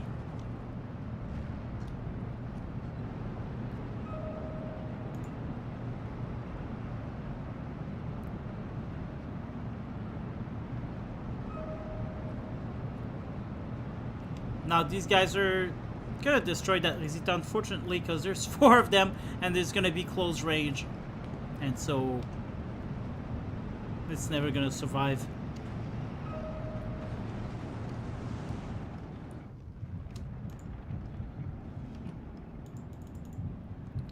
A lot of Su-152 to take care of all these anti-tank positions. That's why over here would have been a better idea. Just to be able to anyway. Alright, this Resita actually might survive there with the Stug. So the tanks will be more likely to shoot at the Stug. What is this guy doing? Oh my god. Shoot! Oh, because of the smoke he doesn't see. I think it would have been better without smoke. I don't know who shot the smoke though. More Stug coming in here to halt. But the T-34s are too numerous. They're not going to be able to hold the red wave. Over here, the Su-152 getting shot at by the Resita and dying. There's also a Panzer Shrek coming in here. Gonna start shooting and shoot and kills one of them. Not before killing the SZKZ though. That should have been way behind. Not on the front line. Over here, half tracks, infantry. It's gonna push these guys out of action. Still just 12-12 though. And there's 5 more minutes of intense income from the attackers. And then it's gonna be up to the blue side, the Germans, to resist.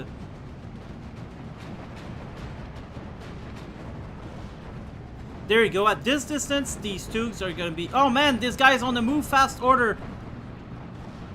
Is that on purpose? To try to get some side shots, you know, from everywhere. It's a good idea, I guess. It's a dangerous one, but it is a good idea. And it's kind of working now. Unfortunately, he will have to retreat. But I don't think he should have, because these are just Cromwell. Oh, now he's getting shot at by these guys. There's another one here. I think retreating like that was the biggest mistake that he could have done. They're still trying with these planes. It's not going to work with the amount of AA that they have. They should stop spending point on these guys. And if they do get them out, they should get them all together. Like 7 of them coming out for maybe a single target.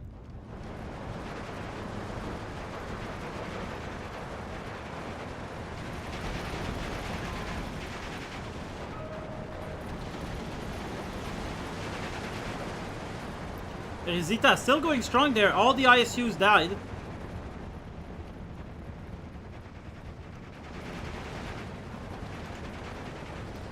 The Rezita are really helping them out there. I really think they should have been put forward in phase 8. Over here, all the Stug are dead. There's still the reserve behind. F-22 will start shooting at these. Maybe not. Actually, he's shooting at these guys. Yeah. 14-10 for the attackers. I'm not sure if this is needed, especially not here. This better unload here at top. I would leave it on the hill here, safe from everything.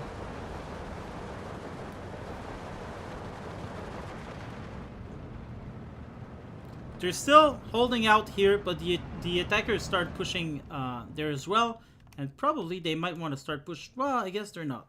They're not pushing that hard. Flags being taken here. Vickers 75 mil. We'll start shooting at these for sure with the Stug. There you go.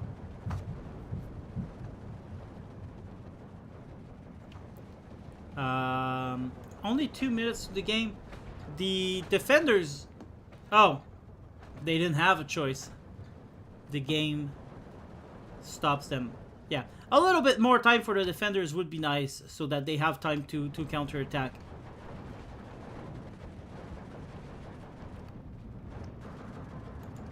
All these M42s gonna take position here, stop any future Stug 3 counterattack.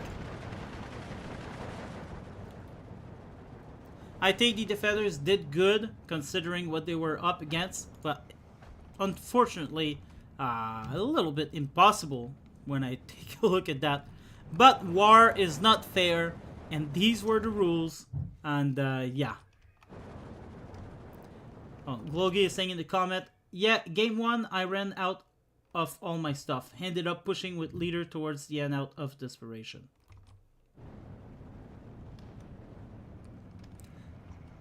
But you did good, though. You did good.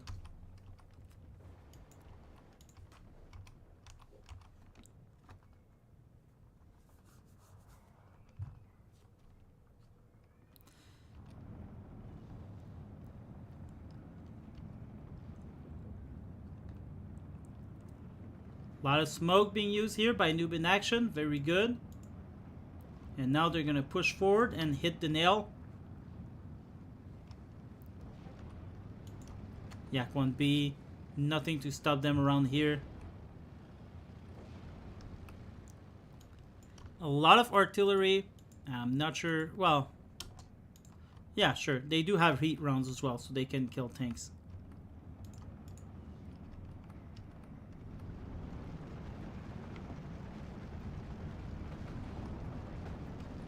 The problem with these guns is that they're easily countered by the Cromwells.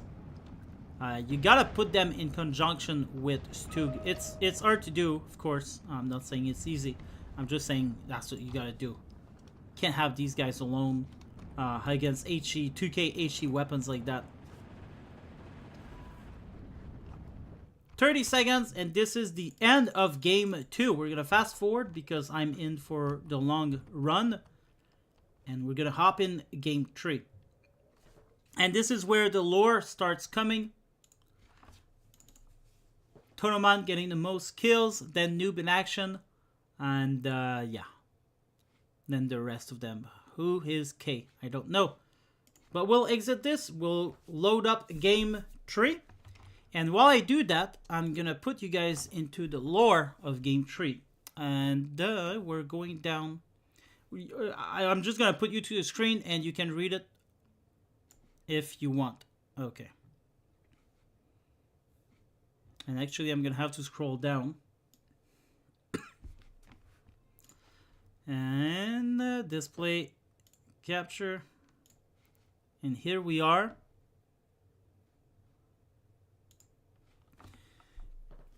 And so this is the picture that we've used to declare the winner. The Bastions is over. The siege has break through. And there you go. So this is the text. Let's put you right into it. In the kingdom of the noobs, where banners once flew, in the midst of civil war strife, where allegiance grew askew, House Inevitable, proud and unbowed, succumbed to the tempest in the clash most loud. Within the realm's borders, a great storm did brew, as Gluggy's loyalists sought a kingdom anew. Their aim, to unite, to forge a single throne, but in their fervor, chaos was sown. House Inevitable, once staunch and tall, now lay in ruins a shattered wall. Their lord, with conflicted heart, took part in the fray, so attack power was with the loyalists. To unify the realm, in ashes it lay. Amidst the burning embers, the Heritage Guardians wept, their cherished houses crumbled, as the night vigil crept. They watched in despair, their legacy consume, as fire danced across the land, their hearts heavy maroon.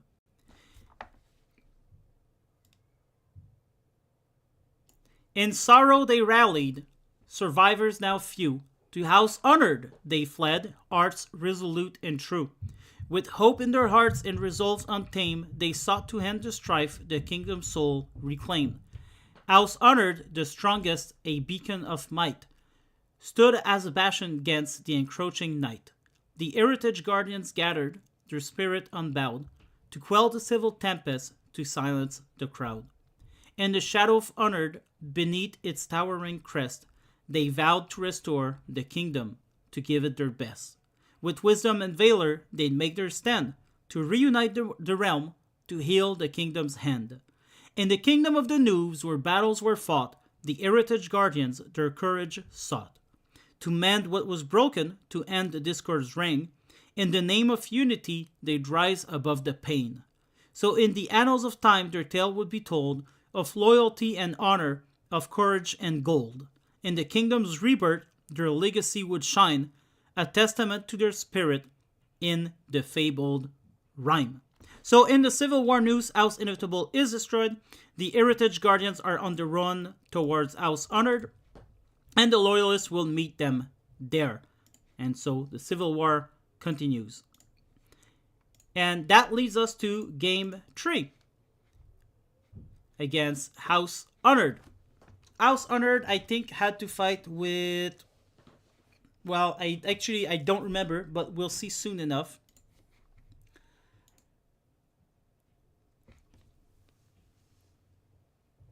Okay, part of the clan, Atlakal says in the comment. Is he a new player, a tradesman? Because that is not an acceptable name. Should have had his rank showed.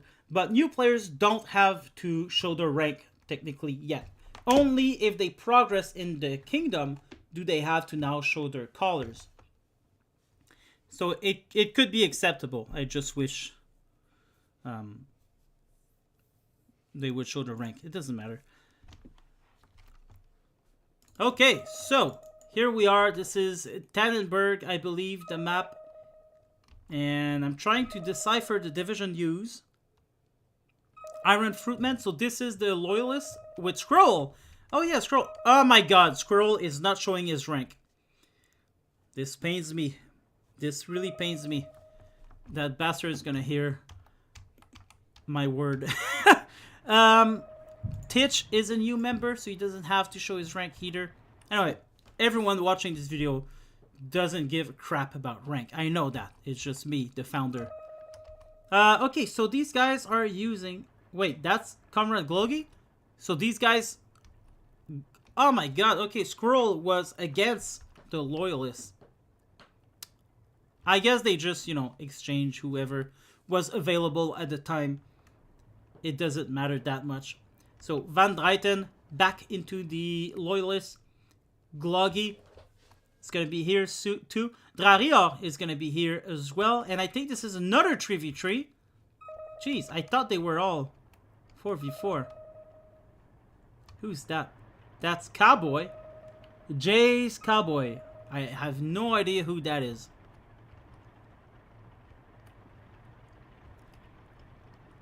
So it is a 4v4. Alright. Over here we have Squirrel starting with the Flammenpanzer in here. I hope we're gonna see some activities from them because I love this unit. I used to play it constantly. Oh yeah, this is 20th Panzer. The House Honored members, the Heritage Guardian, had to play with 28th Panzer because that was the house's division. And that, you see how House Honored is the best house? They selected one of the best division they could that had everything to meet everything, basically, you know? You got CQC, you got long range, especially in the team game event, you know, you get 4 IS-2s, 1 per person. Get a lot of stuff, basically. So here we are, and so it's gonna be German versus German, I guess. Oh my god, the Loyalists are using a Juggernaut income.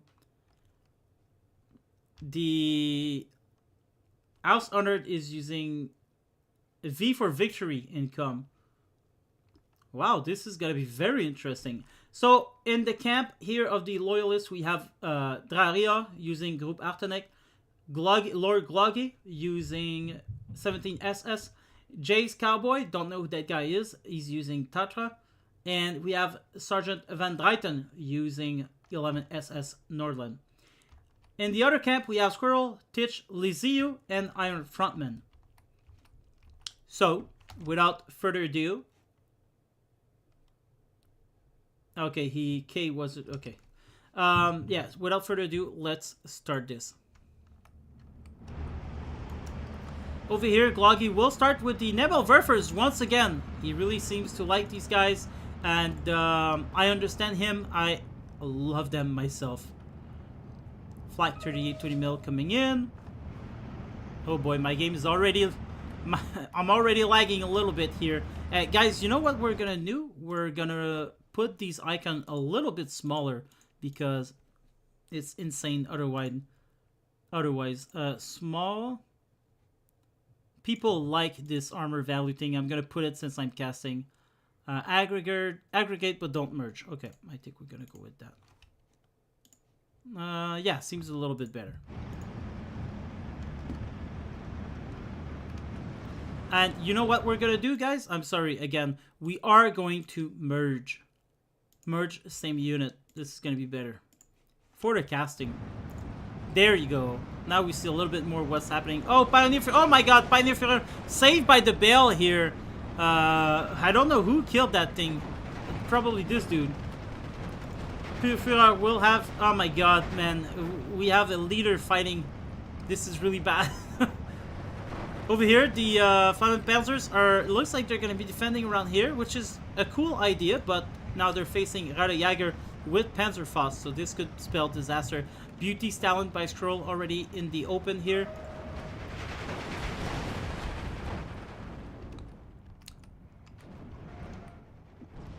Over here on the south, Drarior is being pushed back slightly by Iron Fruitman.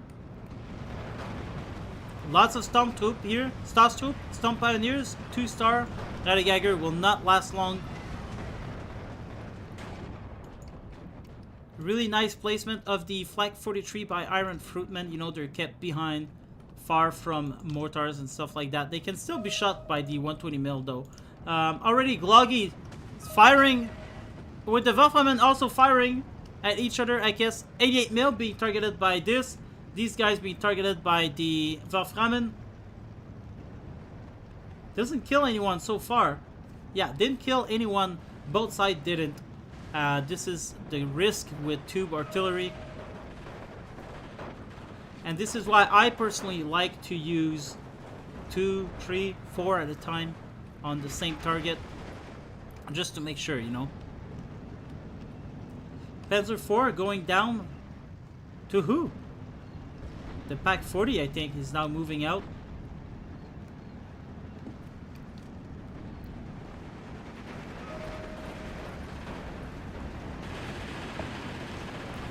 Let me just... Can we make that scrolling slower? The scrolling of the map. Scrolling. I don't think you can. Scrolling speed. Scrolling speed should be something in games like that that you can. Whatever. Alright. Blue side here seems like it's going well for them. Over here they're being pushed, but the Rattlejager will just shoot 3 rifle at a time. These guys you need to remove the Kar 98K rifle when you move these guys, so they don't stop in the open like that. Anyway, Panzergrenadier Der Führer dead. Panzer IV doing some good work here, but will do badly against these T-34. I guess there is an anti-tank and a Panzer III. More Flammenpanzer coming in the middle. Some of them died to the SPW T-34 combo. Also, there's some Martyr trees coming in. It was a nice idea from Squirrel. Unfortunately, there was no backup around here that could protect these guys from being used. And that's the thing with abstract flamers, is often they will just die. Well, any flamer troop in a vehicle, they will just die because they cannot shoot that far. They can only shoot 160. Before it was 100, I think. It was put up to 160 to try to give them an advantage, but even so, they're pretty useless. 12-12. And this is a pretty long game as well. BF-109 might die here. There's a lot of 1-star Flak 20 mil, which is good for team games. And there you go, Nebelwerfer put on return fire. That's a really good idea. The target is still there, so you'll be able to shoot soon.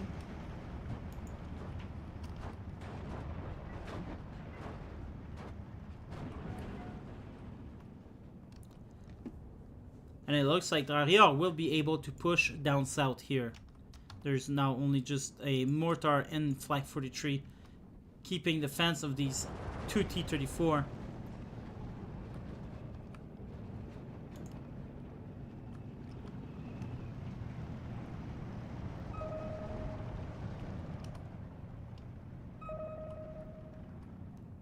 Move these guys here is what these things are being said by the Lord.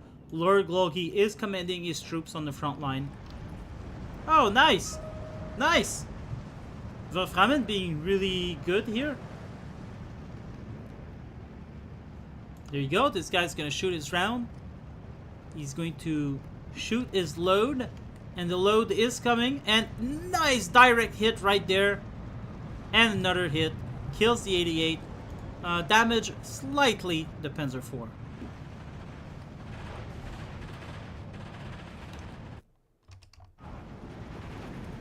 Every time you hear the audio cut like that, like this,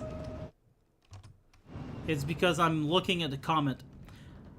I am not a super streamer. I do not have a lot of money to spend on hobbies, and so therefore I cannot afford a second monitor to cut this sound. It doesn't matter. I'm just explaining though that that's what the sound cut is. This is very dangerous now.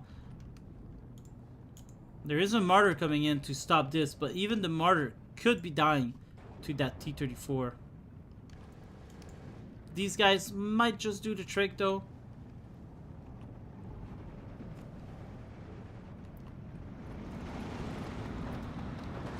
Over here, the red players are taking control of the forest. I mean, without a doubt, with all these Radarjägers and the recon vehicles. Here we see the bazooka from Squirrel going to try to get these guys, but there is some Volksdeutsche, and Volksdeutsche, they do have Panzerfaust, so they are quite dangerous as well. They cost 25 points though, so you know, they're expensive for disheartened troops.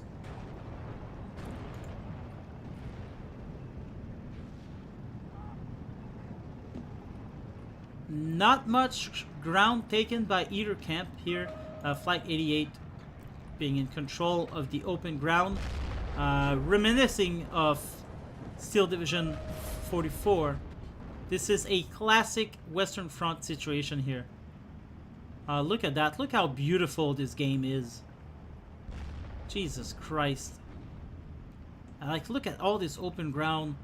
88 is just the king of them all. Nothing can stop him except these guys that we see there. But right now they're not concentrated on him, and he is still the king.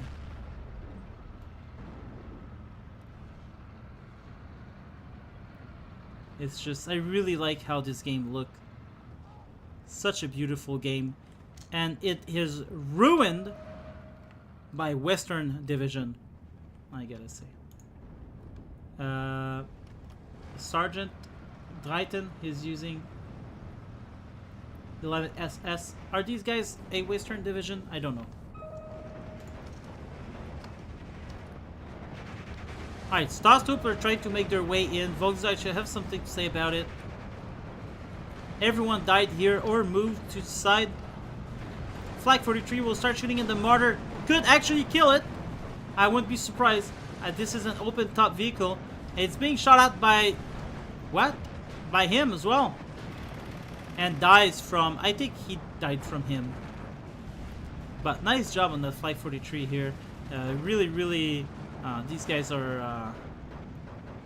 they're still alive. Oh, let's admire the beauty. Oh my god, this game is beautiful. I really love this map for the beauty of it all. And these guys were really...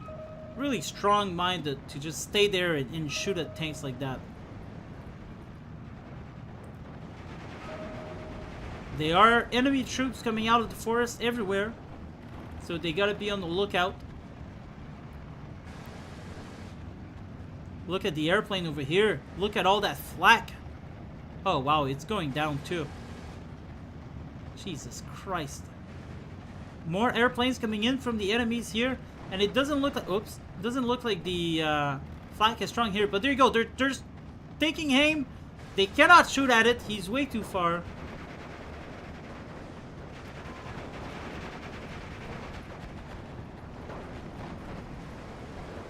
And this is the life of this little unit among this big battle. But they're not doing much now, so we're gonna pass to something else. Some Pioneers in the open will have a bad time. They could use their smoke. I hope Squirrel thinks about that. I get... oh, nice! Woohoo! We've seen one of them shot. It's awesome. Oh, there you go. The Star Troops are... oh, nice. Nice, nice. Nice job. Nice job here. Volksdeutsche coming in with their machine gun, though. We'll put an end to that. Really need some smoke around here. And there you go. We're seeing this guy fire.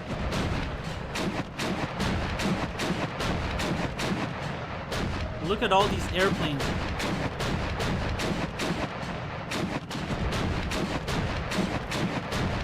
On his own like that, it's not gonna do a lot of damage. But he's trying, goddammit. He's really trying his best.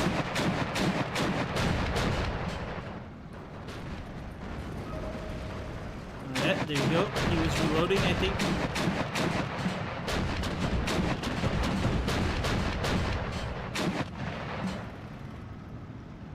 Yeah, he did his best. He couldn't do much, but, you know. He did his best. It was really nice to see him in action. There needs to be more of them, of course.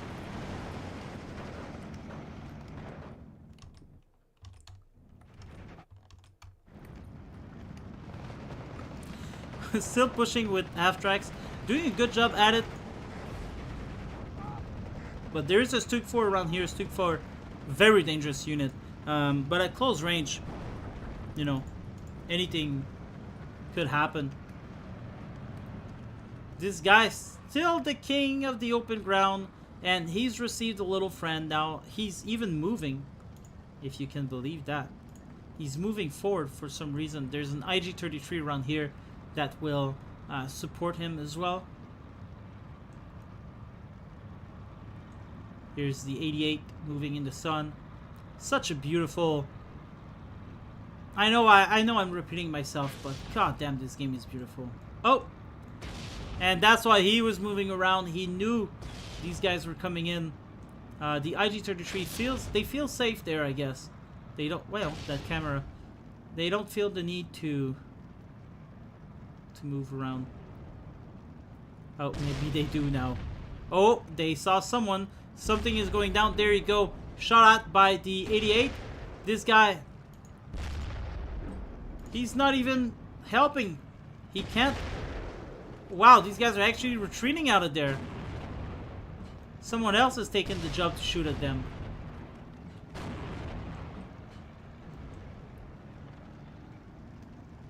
That IG hiding in the woods. Alright. It is a very long game, so I allow myself to zoom in. Oh no! We've missed the death of our friend here. That is unfortunate. Probably this guy. I don't know. It doesn't look... Yeah. Oh, man. Are you guys drinking a beer right now? If you are, take one for this guy. Oh, look. Is that his... that's the little dudes. They died here. They were bombed. Bombed to death. Look at all this action over here. There's a plane going down somewhere. Right here. Came down. Tanks moving. Over here we have defensive units just overlooking the forest.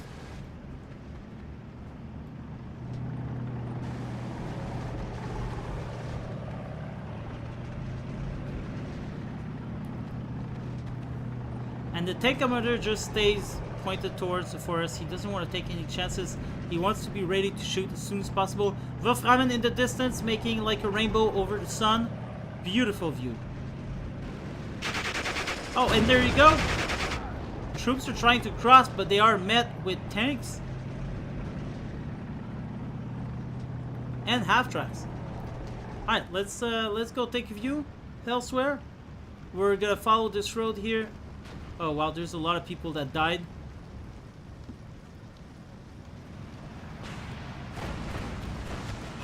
Tanks are on the move. There is recon around here.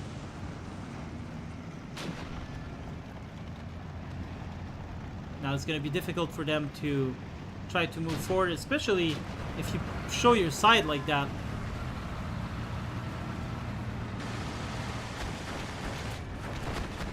That's the 20 mil firing at the half track.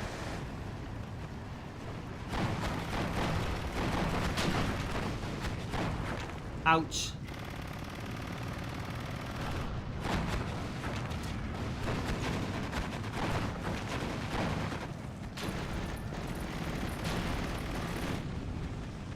And there you go, 20 mil dead. And we're gonna go back up. There's not a lot to stop them, honestly. There is a Jagdpanzer here, though. Let's take a quick look at him, too.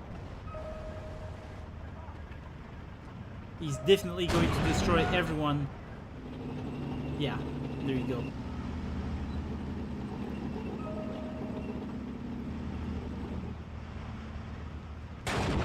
These trucks ought to be careful going in front of that Jagdpanzer like that.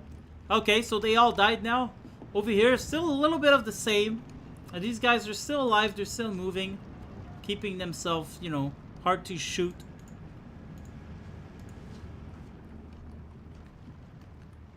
Stone Pioneers coming into the fray against more Stone Pioneers. This is indeed a Civil War event. German versus Germans.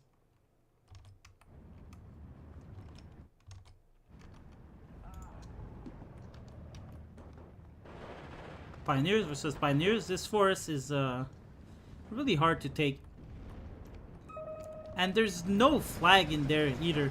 I think if I had been the commander of this battle, and I'm sorry, Glogi, I don't wanna be harsh here, but I think I would have just ordered the defense. Defend this flag from the open with these powerful tools. And attack in one place. You know, I don't know where. Actually, what am I saying? I don't know what I would have done. Let's stop speculating. But maybe I would have attacked here. I don't know. It's important to note that these guys have access to strong weaponry too. Like Pak 40s, IS-2s. There was an IS-2. There he is. 2-star IS-2.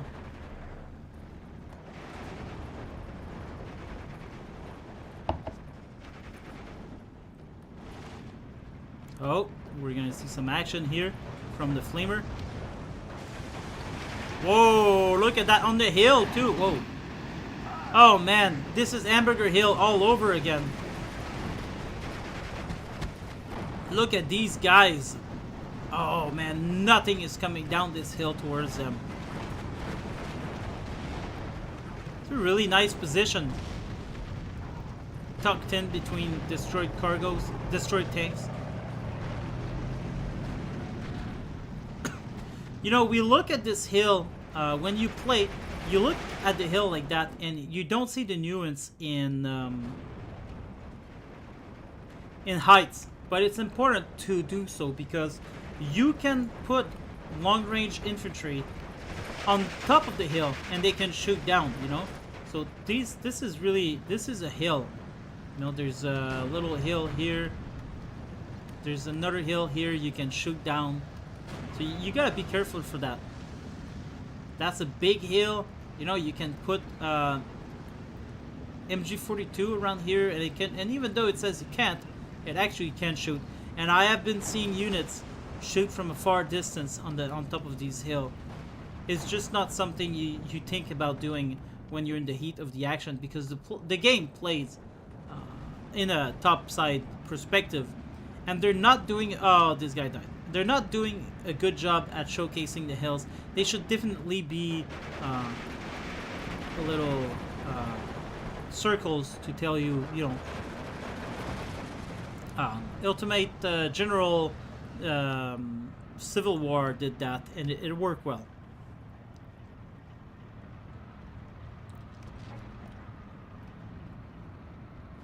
$13.11 for the Loyalists.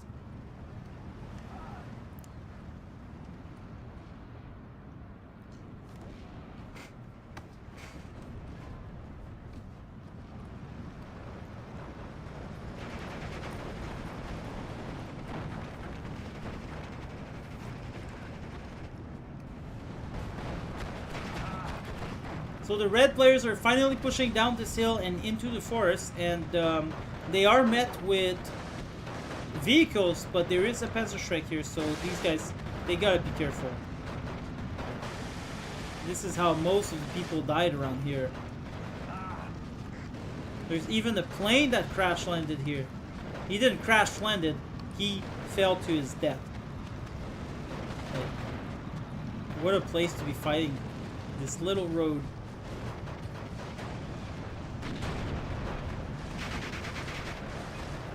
And there you go. Here we see the Nebelwerfer, 150 mil. Not killing it, but definitely damaging it for maybe other rounds.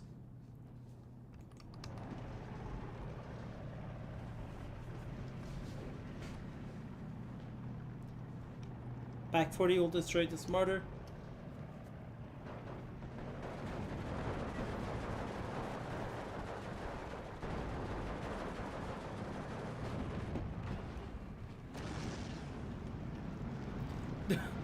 Oh my!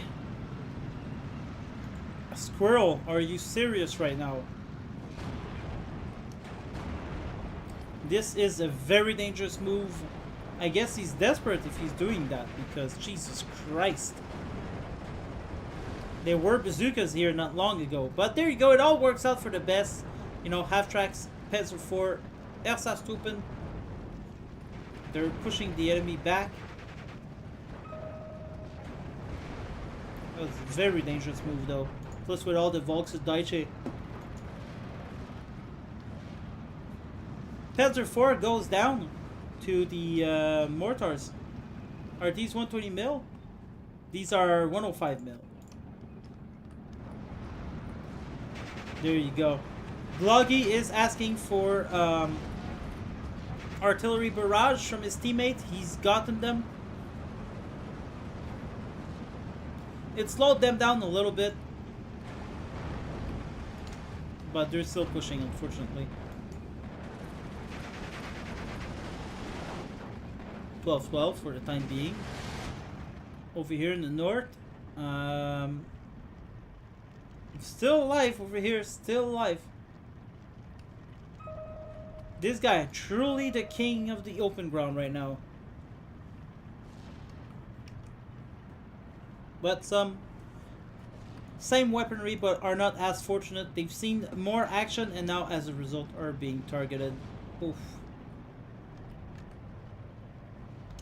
Panzer IV versus Panzer D. Got a good shot from the side here, but he's not gonna get any more. And this Flak 88 is now pinned down.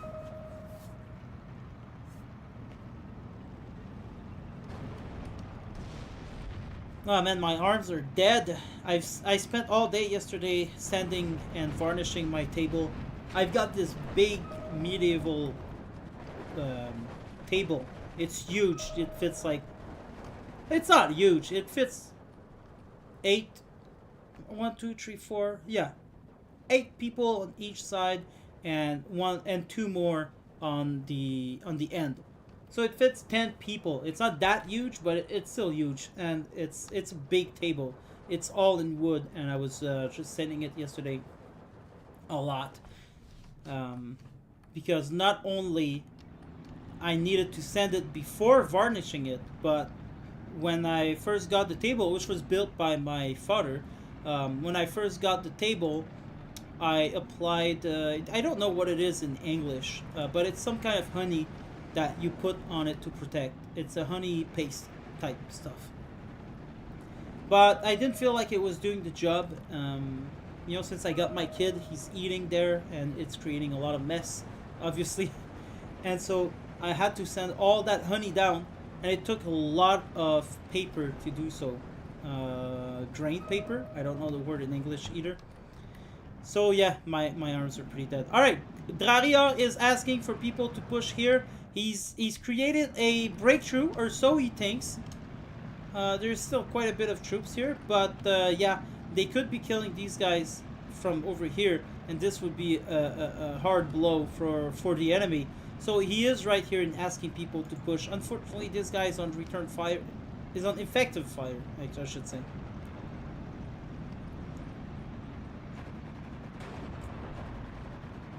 I don't think he's seeing it. And there you go, penetration though. Now he's gonna go and shoot, but the Panzer IV... Actually, Panzer IV dies, spalling. Congrats on that Stug 3, 2-star, really worth it. You always want to bring Stug 3, 3-star, or else you're asking for trouble. Oh, a lot of people are commenting now. I'm gonna take a moment to read, and I'm gonna leave you on the best part of the game, which is usually around here.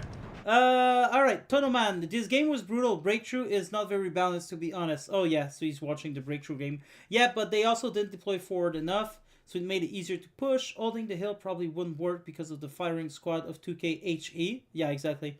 But had the Rosita and 75 Vickers been there, anyway, we had like 2 or 3 Cromwell 6, and I think 4 Su-152s lined up. The game was hauled income, but starting with 9K points. Anyway, yeah.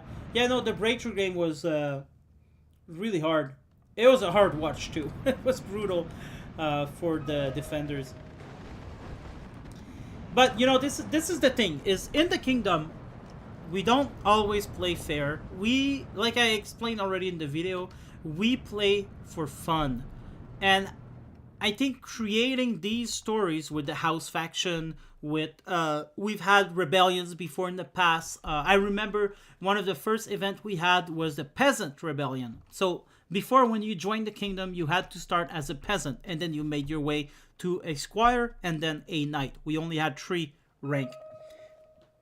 And eventually we had a lot of peasants, and they weren't happy with starting as peasant, and they created the rebellion. It was, and there was also a peasant leader that emerged out of these. What was his name again? I kicked him out recently for inactivity. Nothing personal, of course. There's rarely anything personal when I kick people out. It's just, you know, he hadn't talked for a long while. God damn, I have his name right on the tip of my tongue. Doesn't matter, but yeah, it was cool. He was the peasant leader, and I guess he wasn't happy with his position either, because peasants are rarely active. But what was I going with all that? Yeah, we have all kinds of events and all kinds of rules. Like, I think the kingdom have seen the wackiest rules in battles ever. And we've had 4v2s and things like that, like 2 veterans versus 4 noobs, you know. And we've had such an incredible, I should say, amount of battles with weird rules. And it's not about winning, okay? Let me tell you that. Fighting this game is not about winning. It's about having fun. It's about having a story rich. Like, you're playing this game, there's a meaning behind it. There's a reason behind it, and there's also consequences behind it. So if they lose this game, House Inevitable will be destroyed. And, you know, it's not, House Inevitable is not just a name. We are on Discord, and so House Inevitable is a whole category with channels, with people. It's the brotherhood for them. They're together, you know. They only them can see what's going on there, and they have their own leader. That leader can do whatever. Nice. This guy was no one shot at him for the longest time. And so yeah, there's a consequence for losing this battle. It's not a big one. I mean, it's just a Discord, you know, and but there's still, you know, there's reason to play these. But winning or losing, in the end, it's just about having fun. And we replace the houses with something eventually, or maybe not, but yeah. You'll see at the end of the Civil War what happens with all that. Anyway, Tigers, Stug Trees gonna be facing the Panzer IV. Here we have the an ace on the battlefield. Hartmann is gonna try to make his way through the wheat field. I don't know how you say in English. Wheat, I think. And the little medieval villages of the Russians here. Alright, he's killing stuff already. Bang. Alright, one dude not looking where they're going.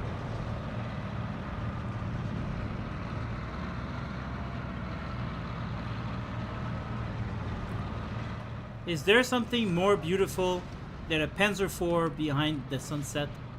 To me, there. Oh, that's a Panzer III. I'm sorry. Still, Panzer IVs are better though. I love these guys. I have one right beside me, a Panzer IV model.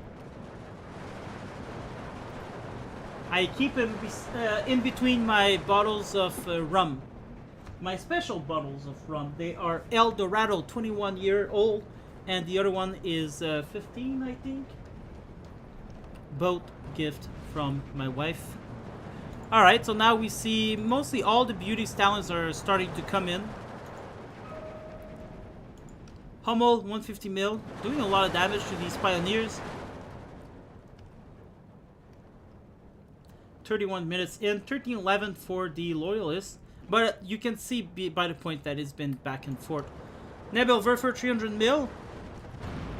Really eager to kill these... Oh, he will kill it too. No way 300 mil is not going to kill that. There you go. I think it would have been a good idea too to just shoot half your load and keep some for later. Because you never know when they'll want to go for a second round. And then you wait to see if the unit survives and then you shoot your second load. Over here, Wolframen being shot at by the Nebelwerfer's 150 mil.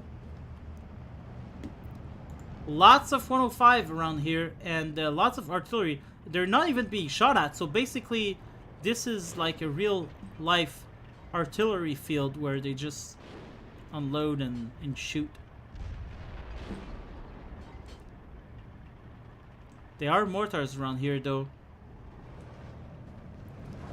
But overall, 20th Panzer is not fielding a lot of artillery. They do have a lot of Wolframen, and they have one Hummel so far.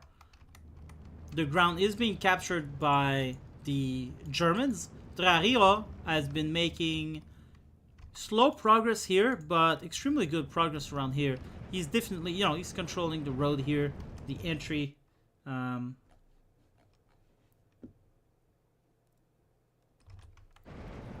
I think Noob in Action had 4 cards of SU-152, Tonoman said.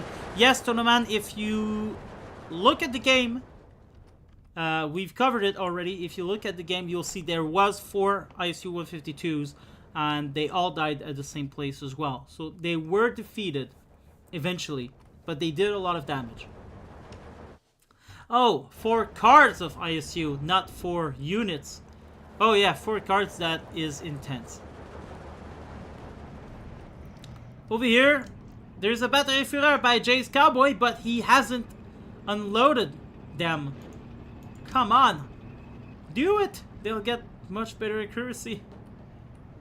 Is there any radio around here? There's no radio that I can see. Tiger dead from the whoever? I don't know. Did he die? Did he die in the process and that's why we don't see him anymore? He shot a couple of rounds, died, and that was it. He killed the tiger though, so it's okay. He definitely died in the process. Oh man, lots of tube artillery.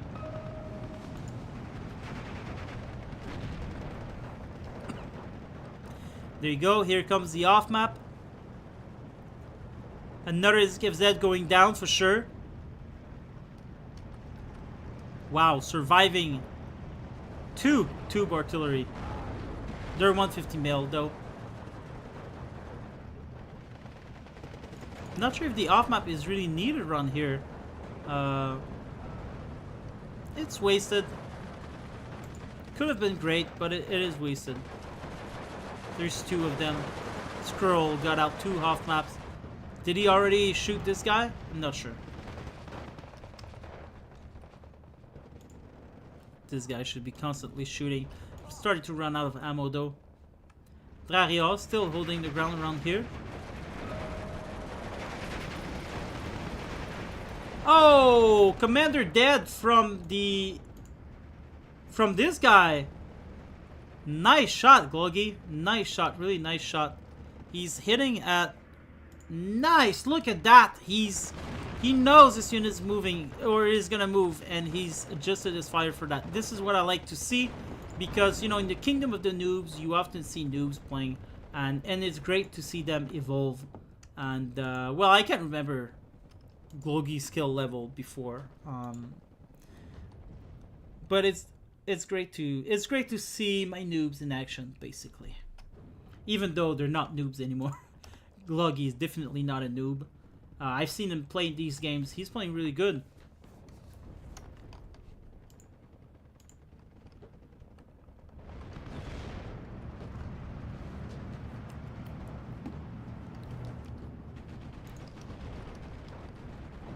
Oh no. He's resetted his aim. He was perfect. He was right in the middle. I retract everything I said about Glogi. What a noob. Oh. But he could hit it still. He is in the red zone.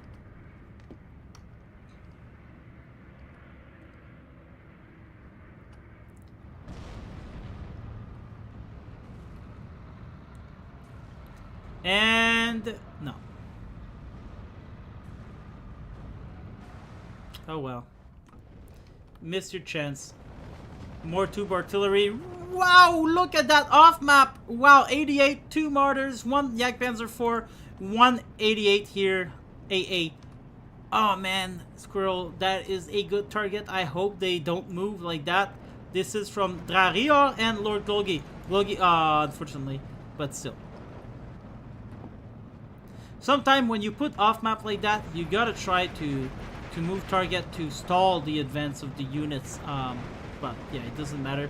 There's still a lot of target here to be killed. A lot of points to take. So 100, 210, 330. 330 points to kill. This truck is the first to go. Martyr 1 goes.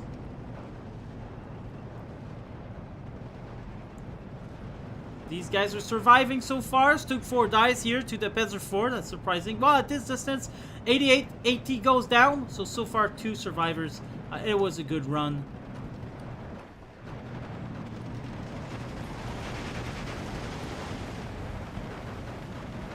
And there you go. Very nice. Wow, Glogi's making excellent work here.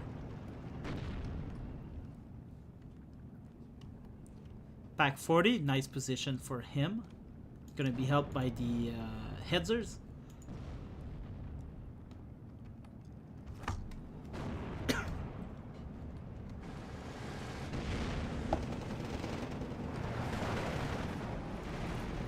The Beauty Stallions are not doing much that I can see. I think some of them even died. I'm not sure. Hartmann's still alive here. I think we've only seen 1 Hartmann so far. No, there's another one there. I was thinking maybe they collectively told themselves they would only bring 1 card of Hartmann just to make it more realistic, you know, but they didn't. And that's fine. I don't expect them to have the same crazy ambition that I have. Panzer 4 will retreat, but I guess he's gonna be caught up soon.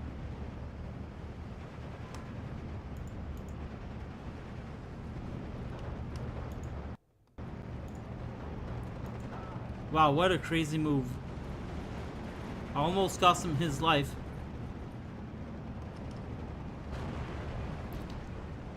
Oh, Panzer 3 bailed out the Jagdpanzer 4 before the Flak 88 could kill it. Ouch, Glogi, ouch. There is still hope though. There are some ammo trucks around.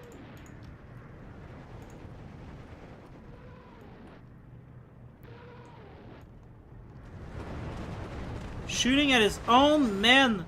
Oh my god, what a noob, this Glogi. He's like, oh my god. He's doing it on purpose, I think. He doesn't want to advance too far into enemy line. Over here, Panther D being targeted by the Stukas. Let's say, I'm sorry for that lag. And there you go. Once we stop moving, it's gonna be a bit better. I hope you guys... Oh my. They're never gonna make it there. Yeah, there you go. They'll have to retreat. Oh man, they're dying. There's so much dying, yeah. There you go, okay. Well, that was a disaster, but one of them at least survives. 1410 for the Loyalists. More tube artillery being shot at. A little bit. What's happening, Gloggy? I give you compliments and then you fuck it up. Alright, it's like 43 was the... Oh, he'll die. No, he won't. But almost. ME410. It's crazy to me that you would bring heavy fighters like that in a team game. Because unless you have like 8 of them, you just know the enemy's gonna have an armada of in the air. Alright, leaders are being called in by Draria with a tiger as well, gonna take place. We can flank. Yeah, you definitely can. And that heads are taking out the Pack 40. That was a huge blow for Iron Fruitman. And they can definitely flank here. And oh! Squirrel surrenders 16-8. He surrenders. What an asshole. Now obviously everyone surrenders. Or maybe they talked about it. And there you go. This is the end of the game. Minor... Well... Guys, when I insult my members like that, they know I'm kidding around, okay? You guys don't know because you don't know the dynamic. But, yeah. Okay. Draria had the most kills, and I believe is the most noob as well. No, Titch. Well, no, Titch is a new member, so we don't actually know his skill level. Anyway, Draria has the most kill. I'm surprised about that. Very good work. He did some very good work indeed. I think he's the one that pushed the enemy to surrender as the flank completely collapsed. Squirrel in second position did well. Then Gloggy, the commander, and then the rest. Titch did well as well. There's not a big... There's only 400 points. Lysiu did not do so well. It was a close battle. It was a close battle. It was a hard battle, I think.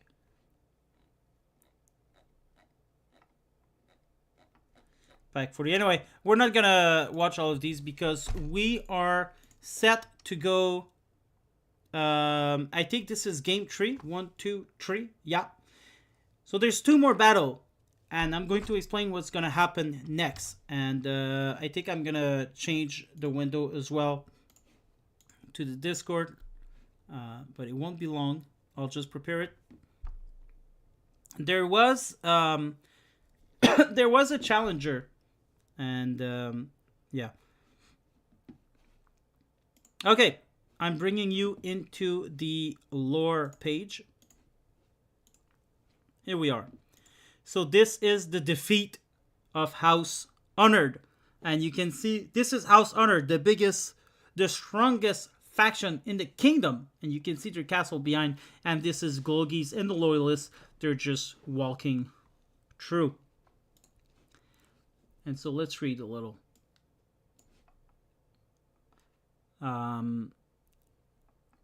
In the kingdom of the Noobs, where Valor met its test, another house had crumbled in turmoil's fierce bequest.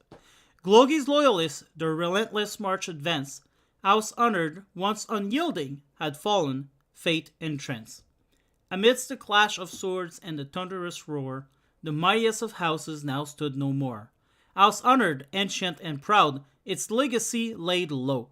Its lord, Marty, of Heritage Guardians vow. Marty had become the House Honored Lord, but originally it was Honored, obviously.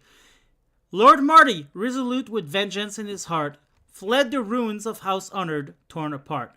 To House Noob he turned, seeking sanctuary's embrace, a house unorthodox in this perilous chase.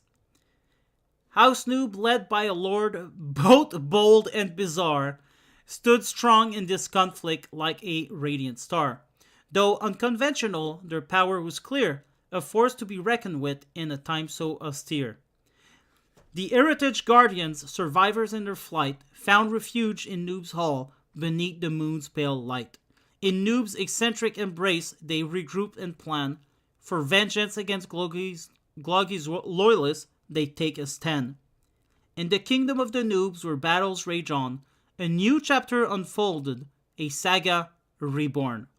The legacy of House Honored, though shattered and scarred, lived on in the hearts of the brave and unmarred.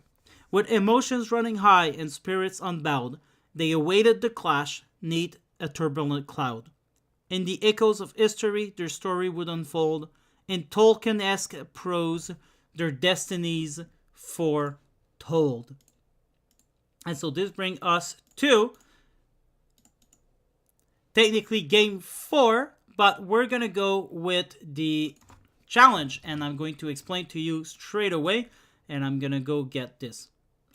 So, let's get back to it. Reef issuing a challenge. Reef joined the kingdom and issued a challenge. And we're not going to read all of that because in the end, Reef didn't show up, or his schedule, well, in the lore, he didn't show up, but his schedule didn't align with his opponent. And then we saw Homer's return. So Homer used to be in the kingdom, was Lord of House Honored. So at first they were Lord Honored that created the house. Then Honored had to leave for, I don't know, deployment school or whatever. He had to leave temporarily, so he left. And then Homer took his stead.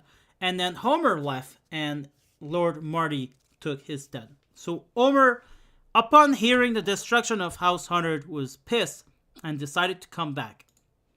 And so we're going to read that little thing here. In the darkest hours of the Heritage Guardian's plight, when Reef's absence cast a shadow, a cause for much fright, a hero long vanished, a lord from days of yore, returned to the battlefield his spirit to restore. Lord Homer was his name, a legend of hold, with a squire named Stardic, both noble and bold. He had vanished from the kingdom many years ago, but now amidst chaos he let his valor show. From the depth of concealment he emerged with a cry. "Let me battle it out," rang his resolute reply. With wrath in his heart for his castle lay low, House Honor's fallen walls, a grievous crushing blow. The Heritage Guardian their hopes rekindled anew, gathered round Lord Homer, their loyalty true. In his return they found a beacon of light, a warrior for justice to set things right. The clash of swords, the thunderous fray, saw Lord Homer lead the charge on that fateful day. With Stardic by his side, unwavering and strong, they fought for their kingdom, righting the wrong. In the annals of time this tale they'd retell, how Lord Homer returned when darkness befell. A hero's arrival when hope seems to wane. In the face of adversity they'd rise again. For valor and honor in their hearts would reside. As long as they were heroes, they'd stand by their side. Lord Homer and Stardic in the Heritage Guardian's defense, a symbol of courage and unwavering recompense. Oh, I think the game started? No, it didn't. Okay, sorry. An unwavering recompense. In the kingdom of turmoil, where legends are born, Lord Homer's return, a new chapter was sworn. A fable of bravery in time of despair, a reminder that heroes are always there to care. Ah, it is such a great story. But, yeah. So Homer came back, issued a challenge to the hero, and Jimster Hax was chosen as the hero of the of Gloggy's loyalists. Now I know we've seen Jimster Hax fight it out against other people, against the loyalists. It doesn't matter, okay, guys. It's just a story. So Jimster Hax choosing to fight with 3rd Armored Spearhead on a Maverick income, and we're having Homer fight it out with Tatra on a Vanguard income. Tatra really hard division, a really strong division to play in Vanguard and Maverick. So, but then again, third US as well. So let's take a look at the game. Then we're going to take a little pause and we're going to go for the last game. The last game was a 4v4 as well. Homer's going to start it out with a recon here. I'm just going to stop the sound for a second. Take a look here. All right, all good.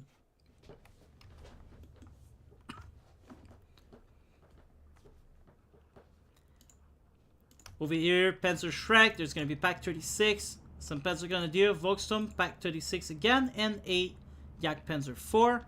The US here, M8 Scott, 105, M8, some M1 guns, heavy machine guns, some flamers also going for these easy position to claim.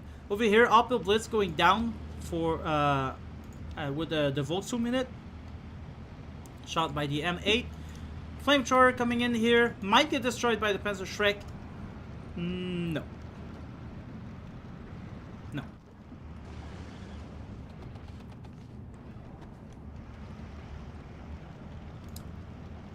Gotta be careful here.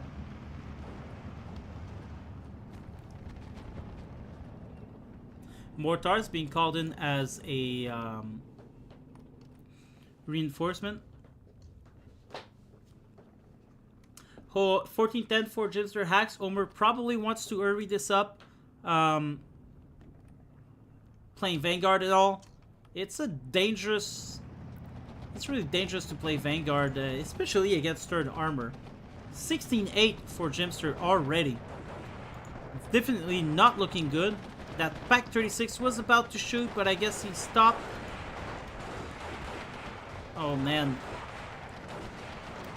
Pak 36 shoots and doesn't kill anything. Shoots again. This time gets the M8.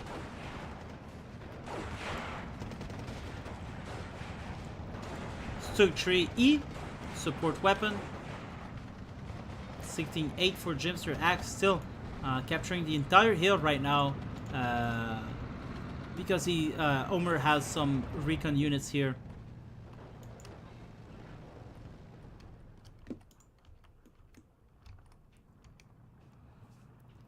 Very good outlook for Jimster Hacks, but let's not forget that by phase C, Homer gets the most income. So Homer needs to do well in phase A, and then Jimster needs to do well in phase B, and then it all gets decided in phase C.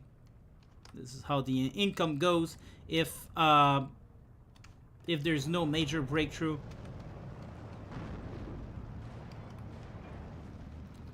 Volksturm coming in to take back the ground. 1410 now.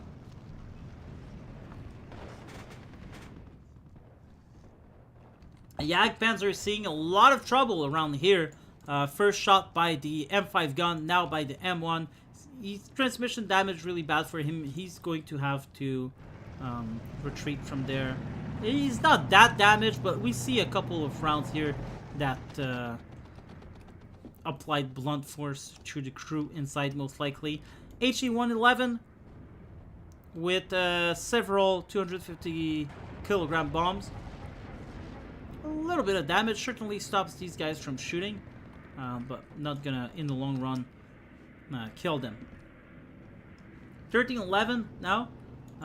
Homer's gonna try to recapture the ground from the flamethrowers. 1212, and there you go. And this is why you should never leave too early.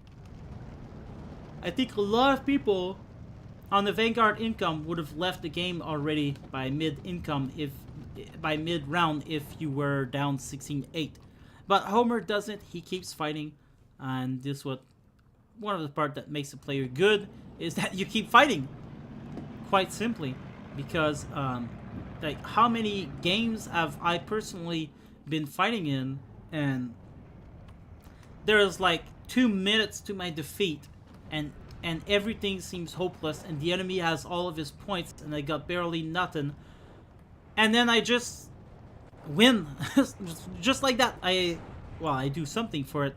I take all of my troops and I queue forward, and then you start to realize that the enemy had a lot of holes in his front line, and that all you needed to do was to push. And this is why it's important to be aggressive in this game, because often the enemy will hold the line with just one unit, you know? Well, not often, but, you know, it happens, and you never know.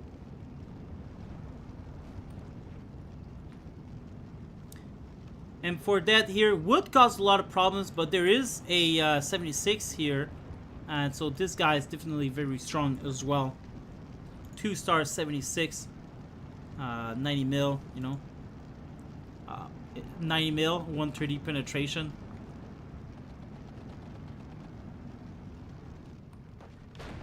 Focke-Wulf gonna bomb these guys, maybe kill the half-track. No, he doesn't, but it's fine. 13-11 for Gemster. It's not looking that great for Omer right now. Panzerwaffe will probably could take out the M4, maybe, maybe not. Pro players, and these guys are both pro players. In my book, pro players. Anyway, they don't tend to bring supply trucks, so I'm curious to see if he's gonna call one right now. He's still got 10 ammo, and he kills the 105. Wow, that's surprising. And there's a Wolframen coming in here as well.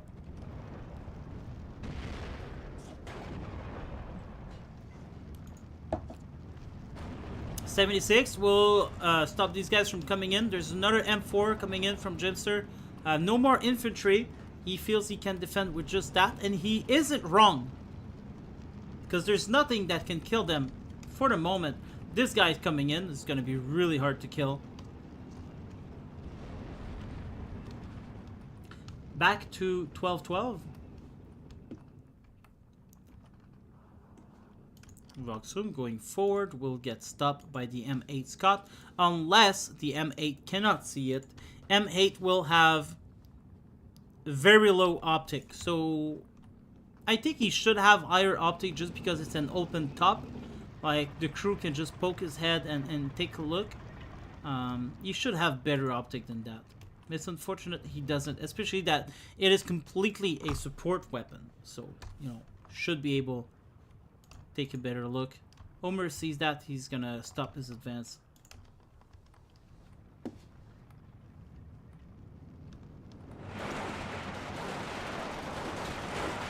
We're going into Phase B soon.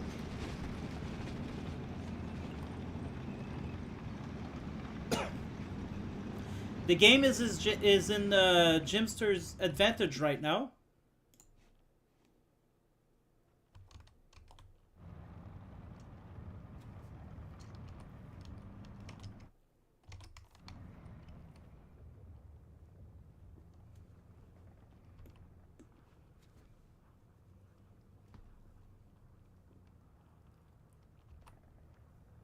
And this is Omer's revenge for the destruction of House Honored. He needs to win this one.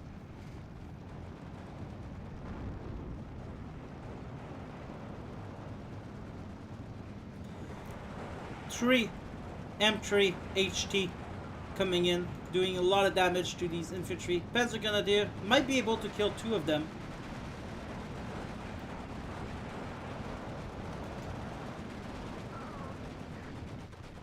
One right here. Oh, actually misses the target. That's unfortunate. Shoots again, and there you go. Kills one, but it's unfortunate. I think they reduced the effectiveness of AT infantry like that. I don't think they should have, because I think they were good where they were. And I don't know. I really think they did reduce Panzerfaust and AT grenades like that. They seem to perform less. This guy should probably fire again, especially with the Jumbo. Jumbo, you shoot at them with HE on the top is where it's best to shoot them. Top is strong, but still not unbeatable like their frontal armor at 190mm. M8 Scott dead by Pak 36. Pack 36 will hold its fire against the Jumbo. Um, should be only using the heat rounds. Heat round does 180 mil, so obviously you'd hope that the guy is not shooting with its AP. There you go, HE11 coming in for the both of these. Nice shot, nice shot. This guy could open fire now. There's no chance. There's no chance, but still. 13-11 for Jimster Axe as they embark into Phase B.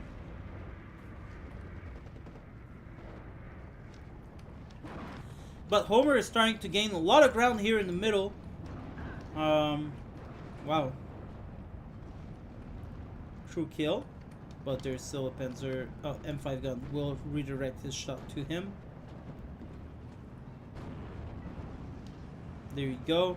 Doing a lot of good work here.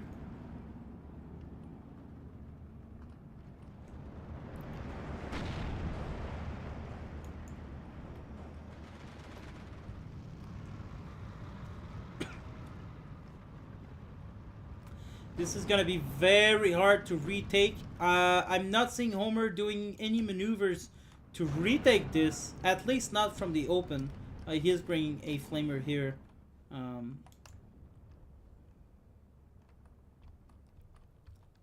I wonder if that's going to work out.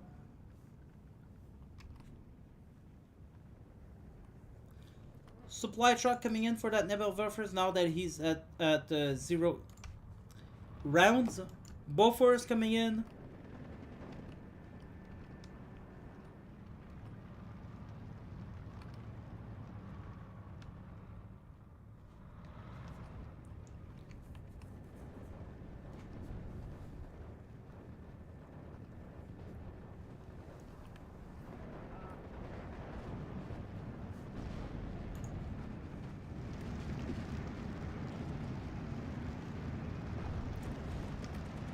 And there you go. Homer gains control of that hill, gains control of that town. In revenge, I mean, he allowed himself to lose this, but at the cost of these things. 13-11 now for Homer. And he is playing the game with really cheap unit. Like, these guys are 65 points. They have 4 50-kilogram bombs. And these bombs are really good. I love the 50-kilogram bombs, especially when you get a lot of them. They're perfect against infantry. And they will kill a lot of open-top vehicles because, well, there's many of them. There's 4. So you get 4 chance that one of them get on top in the middle of the tool. Wolframen's gonna start shooting at the Jumbo. Hopefully he will hit it. There's nothing more I hate than Jumbos in this game. Well, there is a lot of... Yeah, there's a lot more that I hate, but... Jumbos are part of it. Oh, he sees that. Jimster sees that. He's gonna move it right away. Or maybe it's just a fluke, but I think it's purposeful.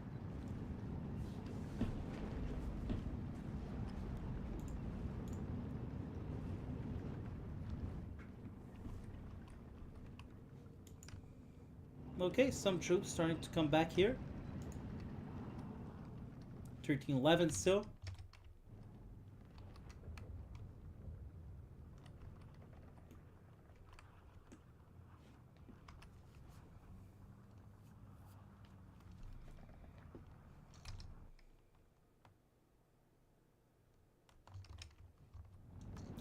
Okay, I was just told by Glogi that in the 20th Panzer game, the one we just saw before this one, they started to run out of units, and that's why they surrendered. Or so they say. You can never trust the enemy too much.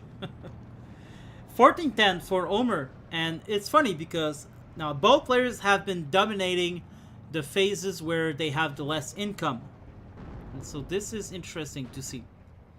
What's interesting to see too is that they are attacking on every front while having really aggressive decks, and they shouldn't. I don't think they should I think they should concentrate on one point and attack there.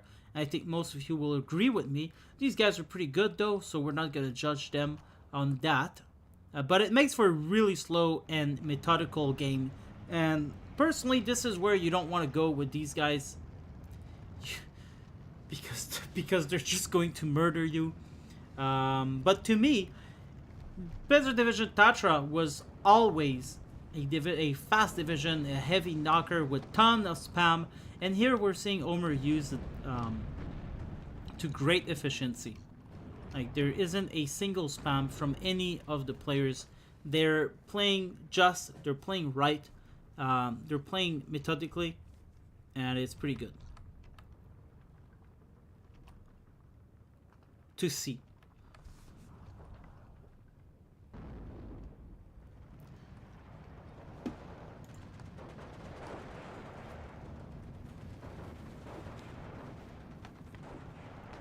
All right, we're gonna have some 76s on the road to victory.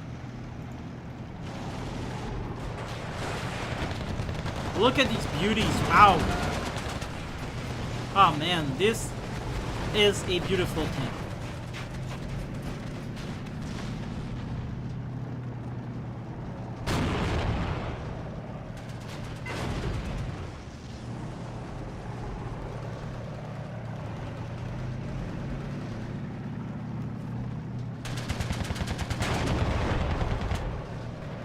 And there you go. They're taking care of business, both of them.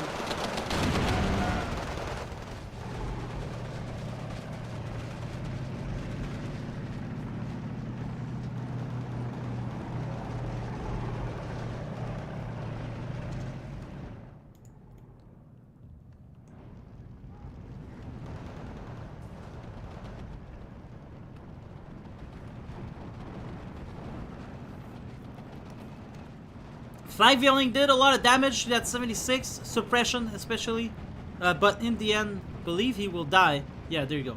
But the Panzer trees have their work cut out for them. Will they use the APCR? Yeah, they're using APCR. Kills that 76. This one's going to retreat. Doesn't have the income to push like madmen right now. Not compared to his Obinant, at least. Completely captured this side. Rifle's gonna come in, get destroyed by the Pak 36, that's for sure.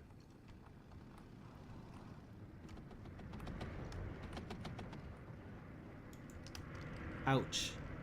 That's gonna hurt.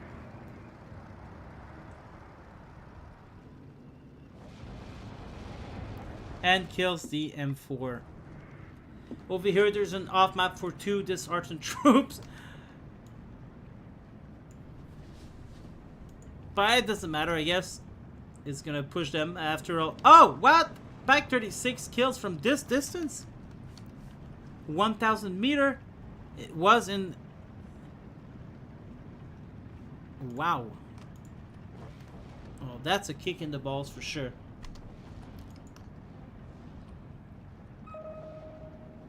Yeah, there you go. He pins it. Lots of troop coming in to take advantage of this off map. 1311 for Omer still.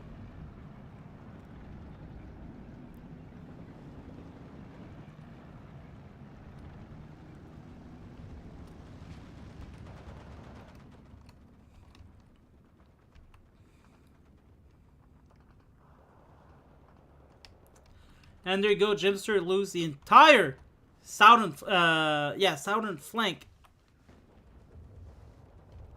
which will put them at 15-9 very soon, as soon as this guy dies. Damn.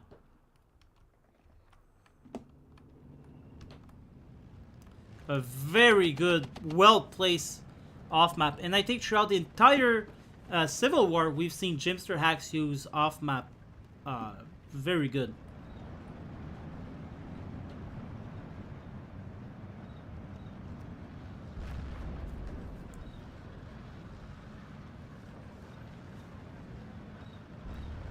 the half-tracks are dying to the support in town. I'm glad to see that because I hate off-map. I mean, I hate... well, I hate off-map too.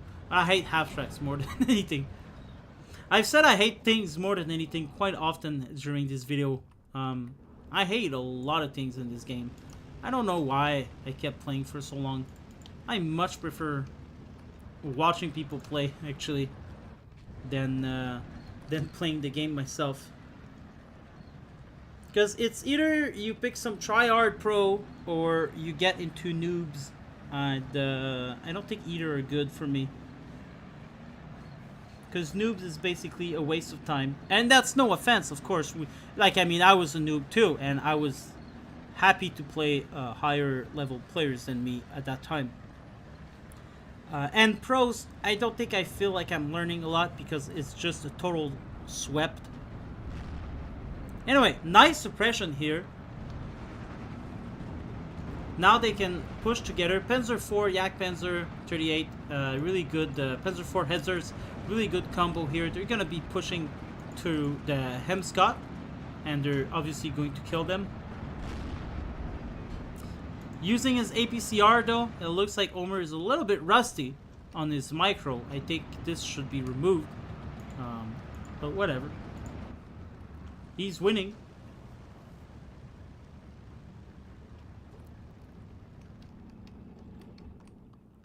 There you go. This was recaptured. This guy died to the Pak-36 after all.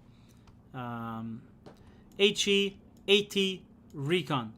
The best combo possible to hold the ground on the open terrain.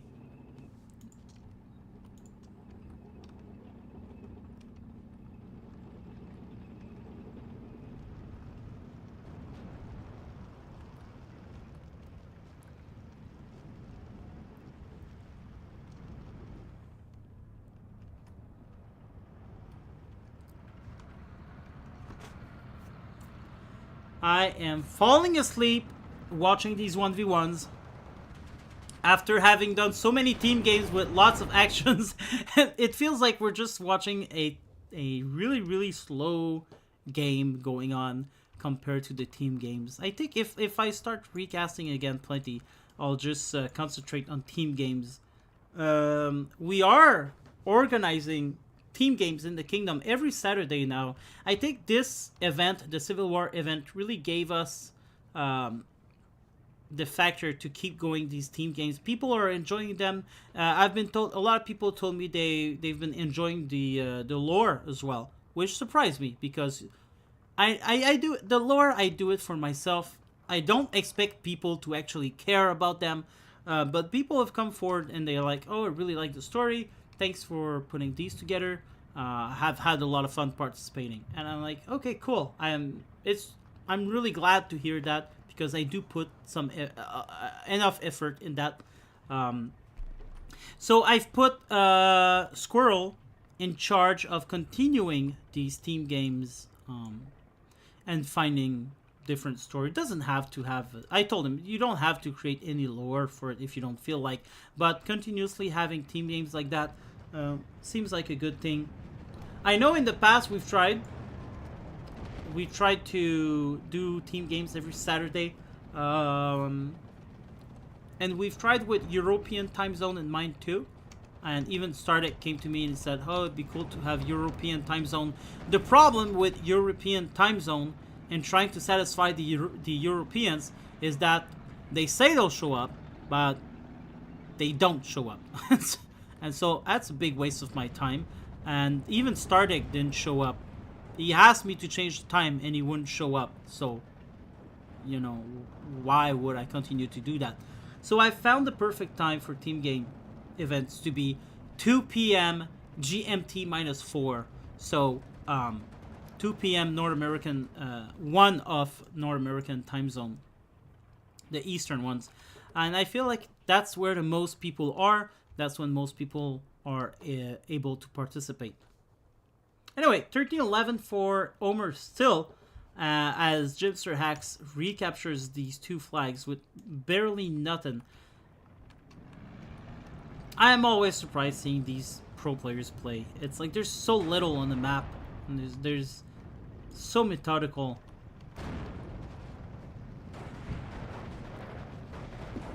A little bit of waste here. Didn't even kill the... Oh, okay, there you go. At least he did, I guess. Off map coming in here. I think he's empty though, and that's why he's pushing forward. He knows there's a pack over here. He pinned it. I think he might have forget. Or he's using it as bait. I don't know.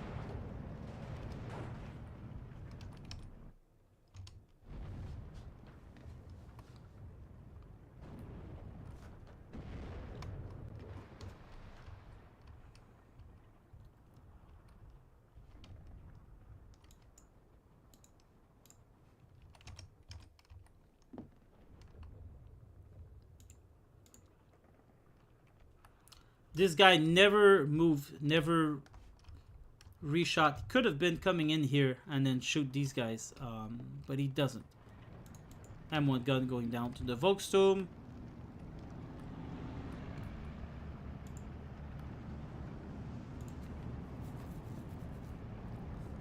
M4 A375W.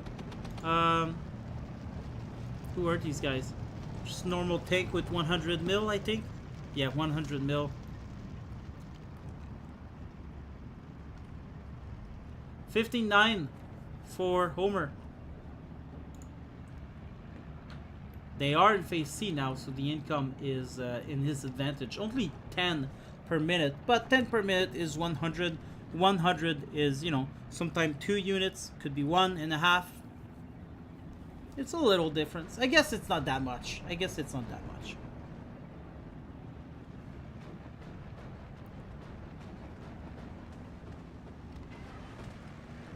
But it could be if you're buying infantry instead.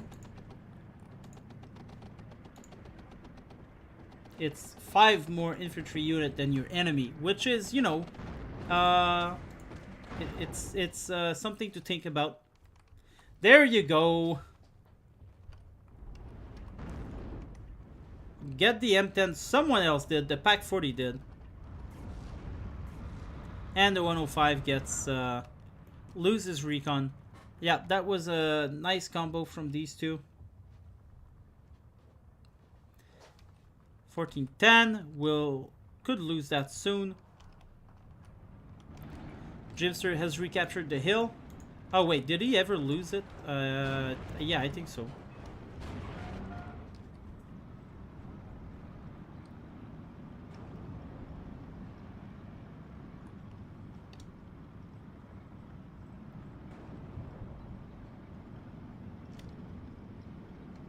Oh wow! Look at that M8 Scott destroying and capturing. Oh no! He actually surrenders. How dumb is that? Like, who would surrender to Opel Blitz?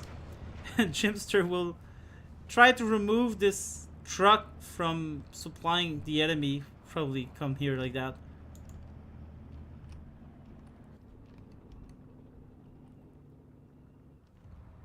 Wow, that's a nice move. We completely missed that. Did he zoom by here or he zoomed by over here? What happened there?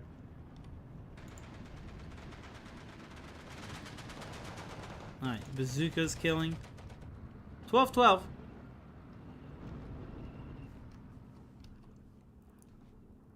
Oof, this guy is in danger because these guys, they do have heat rounds. And they're dangerous heat rounds. Oh, one last shot, and I think this is gonna be the good shot that killed him. No, unfortunately. P51 gonna kill that HE11. There you go, nice kill. The All-American P51.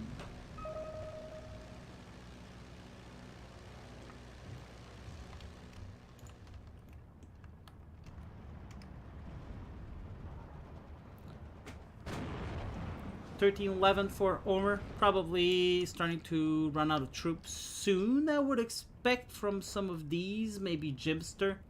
I don't think Jimster plays with a lot of infantry. He didn't bother too much with that Opel Blitz. He should have, I think, but what do I know?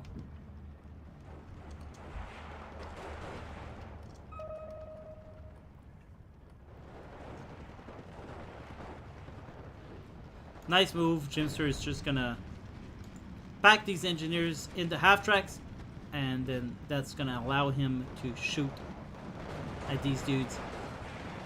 Oh, half track dead from the Pak 40. Another Pak 40 coming in here. Probably trying to get rid of that 105. 105 shoots. We're shooting that Pak 40. Pak 40 here. We'll start shooting in that 105. We'll most likely defeat him. But there you go. Panzerwaffe 150 mil also start shooting. A lot of good suppression for now. Doesn't kill it. Last rounds for the Pak 40. Fall back. But, turns right again. Turns back from his falling back, if I should say. And now we'll be able to destroy these Pak 40 at the distance. M10 coming in. P51. Gonna be trying to kill that 88. Will most likely succeed. He's only got 250 kilogram. Yeah, exactly.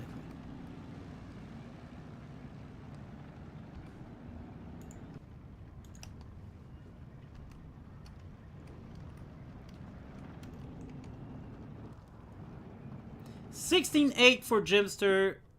Surrender is imminent. He's not winning that. He just isn't.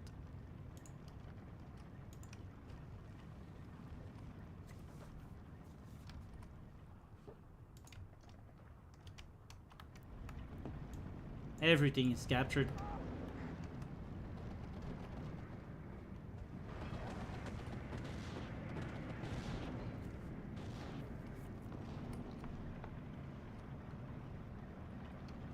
Omer doesn't even care. Never mind, he does. Okay. I thought he was crazy SOB, but he's not that crazy. Alright. This is game over for Jimster. Let's, oh yeah, there you go. Because I was gonna say, I've got a long time of casting here, so I don't want to waste time. Good game to both players. This means Omer wins the duel, the champion. So he, I'm gonna put you through the lore, actually. Alright, 36-24 for Omer. Well played. Well played. Now we're gonna go into the lore. Boom, boom. Homer win! Hear ye, good folk of the land. A duel of honor fought hand to hand. Twixt Homer and Jimster, a battle bold. In valor and courage, their stories are told. As Homer stood triumphant, his sword held high, victory seemed certain, the cheers reached the sky. But Jimster, clever, with quick wit did flee, escaping the final blow, a marvel to see. The Guardians were angered, their voices raised high, demanding Jimster's head, to the heavens they cry. But Glogi, wise ruler, surveyed the melee. The duel was to the death, and Jimster did stay. Omer the victor must shoulder the blame, for letting his foe slip from honor and fame. None met their hand in the heat of the fight, so tomorrow's battle shall bring back the light. With sword and with honor they'll face once again, in the medieval morn when the sun does ascend, to settle this feud, to end the debate. The battlefields await as the hour grows late. On the morrow a war shall ignite, a battle of honor, of valor and might. The heritage guardians, their numbers few, shall face their final challenge, tried and true. This is their last stand, their moment in time. In the clash of the armies, their fate they'll define. All eyes shall be fixed on this field of strife, as two forces collide in the dance of life. The kingdom awaits with bated breath, to witness the outcome in life or in death. Prepare, O warriors, for the day draws near, when the echoes of battle the world shall hear. In this climactic clash, let honor abide, for the last of the guardians with courage shall ride, And so the armies prepare with valor and might for the final battle neath the sun's golden light. And now the armies are going to prepare for their last game. And I'm going to take a little 10-minute breaks at most. We're going to go take a look at the last game. And it will decide the future of what happens next. Now, nothing is set in stone because even though it's the last battle, things could still happen. So yeah. All right. I am a little bit tired. We're gonna take a 10-minute breaks and we're gonna be right back. I'm gonna put you back into the battle, and I'll be right back.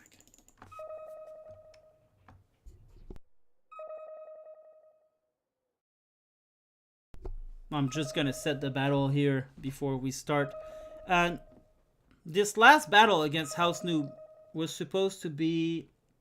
House Noob was supposed to use only 5th Gebiers because that's their house division. But then there were some complaints about it, and so they changed the rules a little bit to make it more fun, I think. So yeah. So yeah, basically, well, the Civil War is won by the Loyalists by this point because they've won all battles. The previous 3 battles they won them, but now the stake is whether House Noob survives or whether it gets destroyed. So if the Heritage Guardian wins, House Noob will not be destroyed, and so you see they're fighting for the very last house here. All eyes are on them. They are motivated to win. Homer has joined the fray with them as a mercenary. And I think the reasoning behind them using other divisions lore-wise was exactly that. Homer came, he brought mercenaries with him, and so they could use other division. This will pit Yeoman Atlakal. Alright, before we go into it, pause. This will pit... Okay, the Loyalists will have Lord Glogi using Kopul 6 Territorial, Sergeant Tonoman using 26 Guard, Page Noob in Action using 19 Tank, and Lord Sox using Broninara Brigada. Some are in Juggernaut, some are V for Victory, the other is for Balance Income. And the Heritage Guardians users going to be Atlakal using Fort Foshem Jaegers. Is going to be Duke. I won the internet using 5th Gebiers. This guy is from House Noob, so he kept it true. There's going to be Tradesman Dragon using 7-8 Storm, and there's going to be Omer using 12 SS Panzer Division. So, I will be back in 5-10 minutes top, and I'll see you guys back at this time.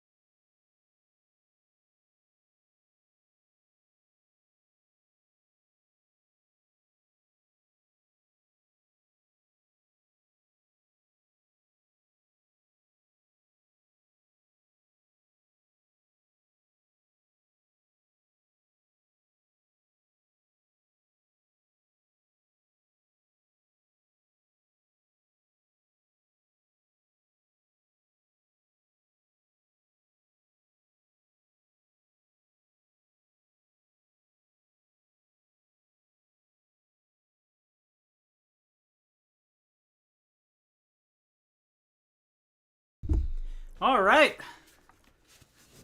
I'm not sure if we still have people with us. And we do.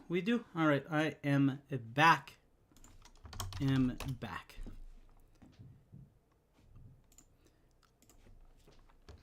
All right, so let's start this. The last battle of the Civil War, and after this, we're going to take a look at the lore. I did write a lot of lore for the end, and I'll show you the changes that happened in the kingdom as well since. Let's do that.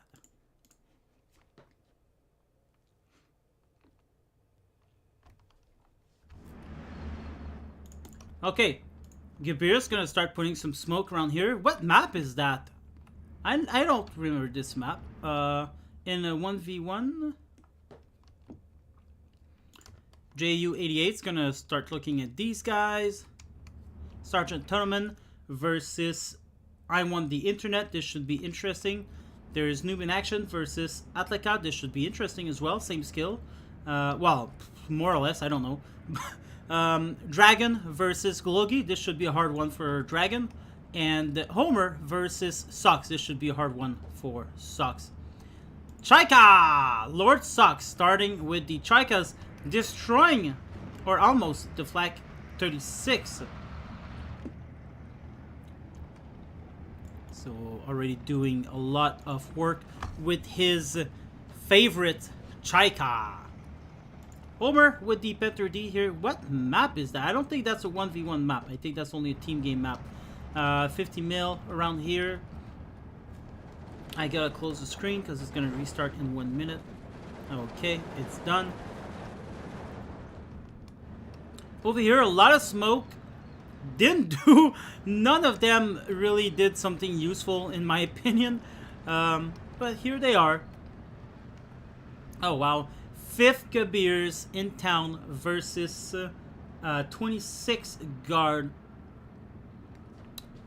Not gonna be a hard one for 26 guard that much, I think, because 26 guard have access to Shtomoviki rocks. They have access to other elite CQC options as well, which I wonder if they came in, they're gonna come in phase B. Over here we have the IS-2. Transmission damage already by that Pack 40. Pack 40, one last shot. He dies. And damage the IS-2. But doesn't do much else. Noob in Action will keep these Tenko Desantniki in reserve behind. For the moment they can push into town. Oh yeah, that's the 1v1. Is it? No. That's not it. I'm sorry guys. I'm just trying to figure out what. Yeah, that's the 1v1. Is it? Yeah. That that's the 1v1 map. Okay. And it hands here. It hands here in the forest and it goes to here. Okay, I get it now. It's a strange map when you look at it in its in all of its size. Lots of veterancy here from I Want the Internet and from Tonoman. These are pro players playing their pro games, microing in towns and being ultra annoying. Over here, IS-1, gonna just make sure this road is not being pushed in. There's some Shtomovikis gonna stay here with the Unamichiki as well. KV-1 is gonna move in, try to take the Stug M42 head on, and they should succeed. And there you go, they do. And that KV-1 has a circle that's for the new traits. So basically, if he had Tenko Desantniki, it would do something, but he doesn't, so it's useless. I find this trait, the tank riders, to be quite useless because there's really not a lot of troops that can take advantage of that, and you don't want to put your tanks close to the forest usually.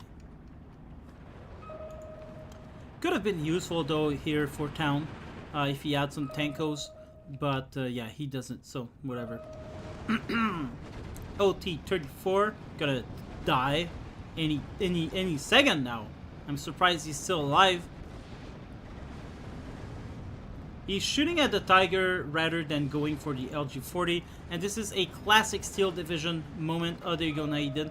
Well, I proposed one day that you should be able to prioritize target with your units. So if you got that T-34, you would remove heavy tanks. And in that situation, you would, you know, just put support weapon. And then he would shoot the support weapon first, and then, you know, do whatever he does best. Or worse. Alright, these guys are going to use some smoke to move in. Really nice move. There's nothing around here. Sturmschutzen is going to try to kill that. Will fail, I think. Oh, he will. Oh, he'll get it. And there you go. Actually gets it. And this player was warned in advance, but couldn't, in the end, do it. Over here, there is no push across this hilly hillside. No one wants to push across that. People don't want to die in the rocks. And so Sox and Omer are at a standby. Over here it looks like... No, it's right here. Okay.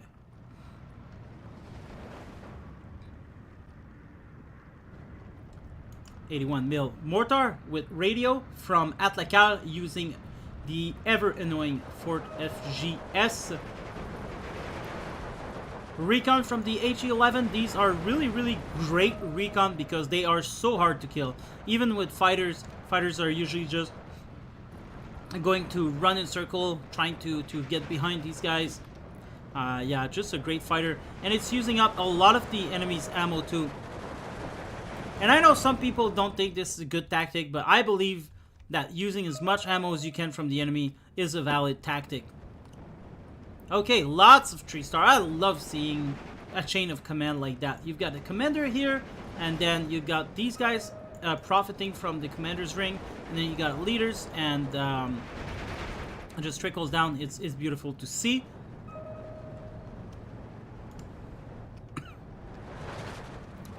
Look at that, 3-star, 37 mil, shooting down the Jaegers. These guys are going to try to use the smoke to go forward. I think they will succeed. Let's...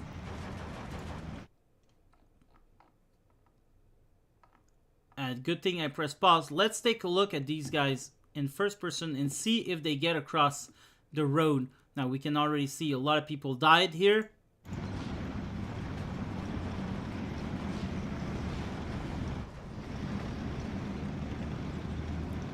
And it looks, they are getting into town. More smoke. Oh, no, these are grenades. Oh my god, they are getting shot. Infantry is going to move out. Start shooting their PPSH. The half-track both died. The infantry here died. These guys are trying to get out of the house that is on fire, but they're being met by the assault squad. And in turn, they're dying. Mortars are falling on the house. People behind are dying as well. More half-tracks coming in. And there you go, they have cleaned the house. There's a half-track coming down here being shot at by some stuff on the side.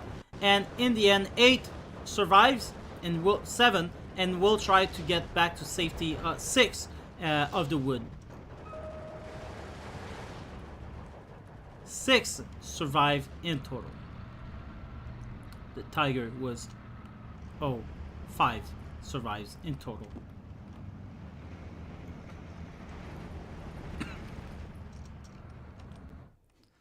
What a game, what a game. Hello, Luc Pain. How are you doing?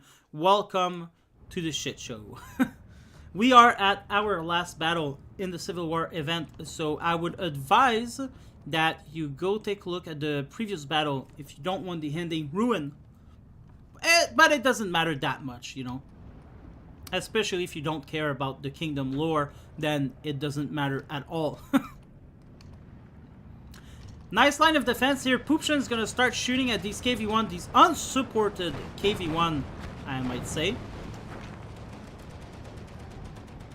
Snipers coming in. Leader snipers with bazookas coming in.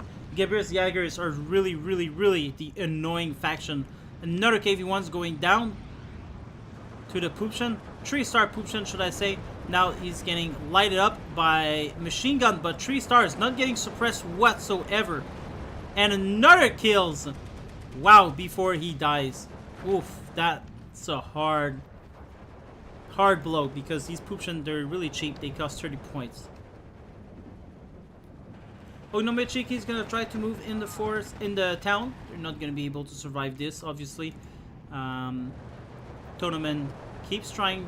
He needs to bring more infantry. He does have now, but he should have had that before bringing the tank in the front line. Over here, we're gonna have Atlacow starting to think about maybe capturing this. And for that, he's gonna have some machine gun and FS Jaegers with snipers and MG34s. Lots of smoke being thrown around here. Gluggy still trying to come into the middle town here. But the Dragon is holding his own with his 78 Storm. And 78 Storm has, in my opinion, some of the best infantry. Well, maybe not anymore, but they used to, at least. And like I said, in my opinion, the Schutzen, Storm Schutzen combo at 3-star are extremely effective. Now, these guys are extremely pinned down. The Kararasimoto could theoretically walk in town and get the surrender.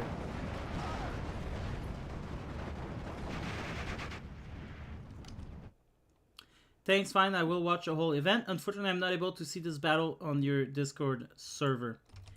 They are not on the Discord server, actually. They were posted to me only, so that I did this video. But the video will be posted on my channel for all to see, and the replays will be published in the Discord as well.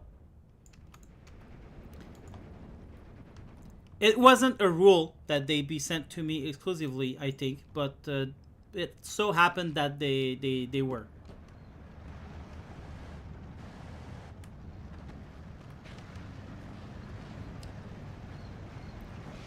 Still heavily suppressed around here. Gluggy should do well to start moving. Over here, not much is happening. There is quite a little bit of a fight here, though, across the valley. You can see the machine gun. The tanks are firing at each other.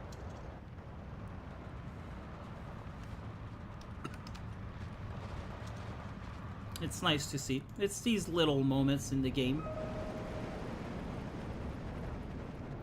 88 versus Panther at a 2k range. Oh, they're not at a 2k range. A little bit dangerous for that Panther. But at 2k range, you could count on the Panther to actually survive and kill the 88.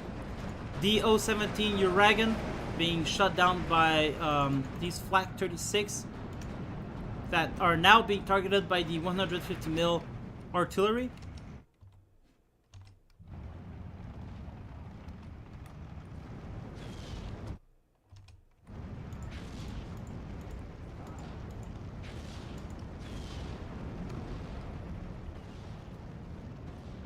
Oh, I'm hearing a Nebelwerfer? Oh no, it was just the game sound. Oh, no, it wasn't. Okay, here you go. 37mm being targeted. He dies. Nice shot here from Dragon CZ. He puts it back in the transport, but forget to move it. What a noob move. There you go. Now he gets to it. He just had other things to worry about. But you gotta be on top. If you wanna improve in your game, you've got to be on top of that, because if you're playing a 1v1, this will get targeted by artillery like that. So it's really important. Alright, so here Gluggy did move, but with the help of Dragon's flanking maneuvers here with the Pak 40, he was able to repulse this little attack from Gluggy.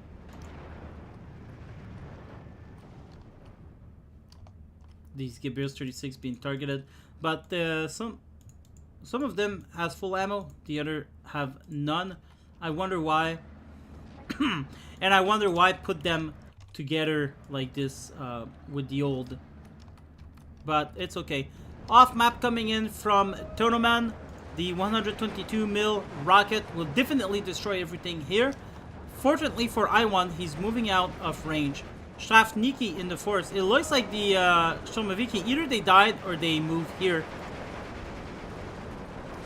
Oh wow, these Vanatori, the Kari, they don't have the tools to take care of these Gibeos Jaegers. In my opinion, I don't think they do. And there you go, they don't. Oh no! Okay, these guys are gonna... Oh my god, this is gonna hurt bad. Look at that. It's coming. Okay, they're a little bit out. Alright, they actually survived.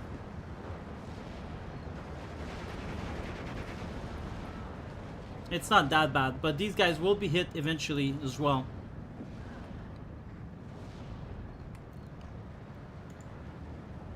Oh! Be targeted by the SB-41. Gets the kill, but this one gets there in time. I think he only had 2 anyway, I'm not sure.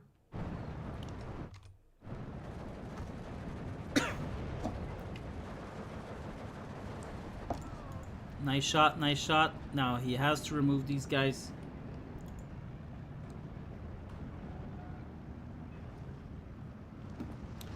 KV-1 being pit between the Stug and SB-41 will die, most likely. Yeah, there you go, dies.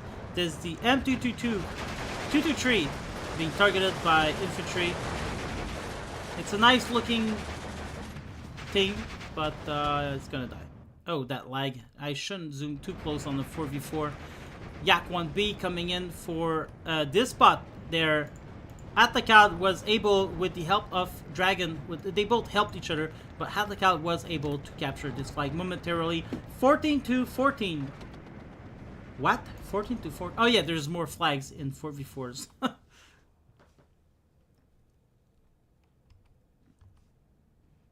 12-16 now for the Heritage Guardian.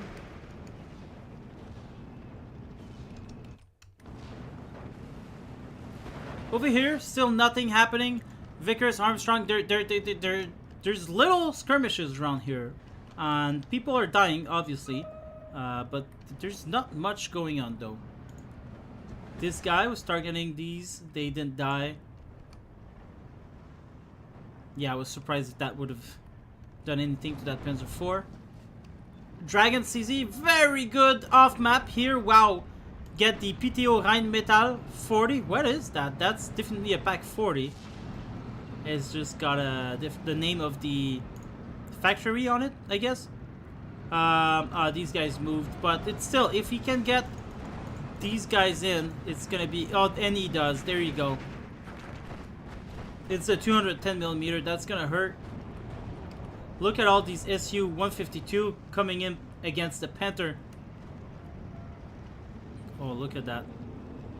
Don't you wish you could just move in and take them all? Rheinmetall dies here. Okay.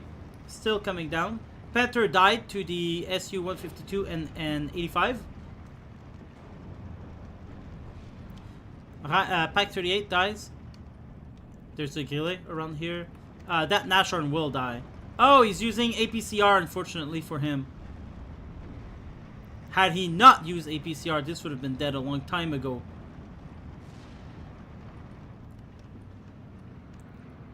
Nice shot from the Wolframen. Oh wow, this completely voids the counterattack. And if only you could get some FS Jaegers here with the sniper, it would be so bad for Sox. I thought Sox was fighting around here. I guess both players will not do a lot here and concentrate in the middle instead. More off map. This is a little bit wasted. He doesn't know that, so it's fine. That Pioneer killed that 43. Half track coming in to the rescue, and the 43 actually killed it. Noob in action and Glogi are calling in for artillery support, I'm guessing, or for their attention. These guys not moving. More off map from Tonoman. Come on, man.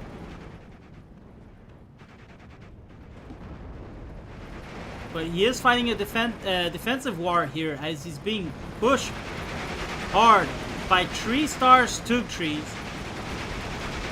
Wow! Look at all of that. Oh man, I1 just doesn't give a crap. He's just pushing. Holy. One dies, finally. Now this is gonna be halted a little bit. Look at that. He's even got Stug trees in the forest.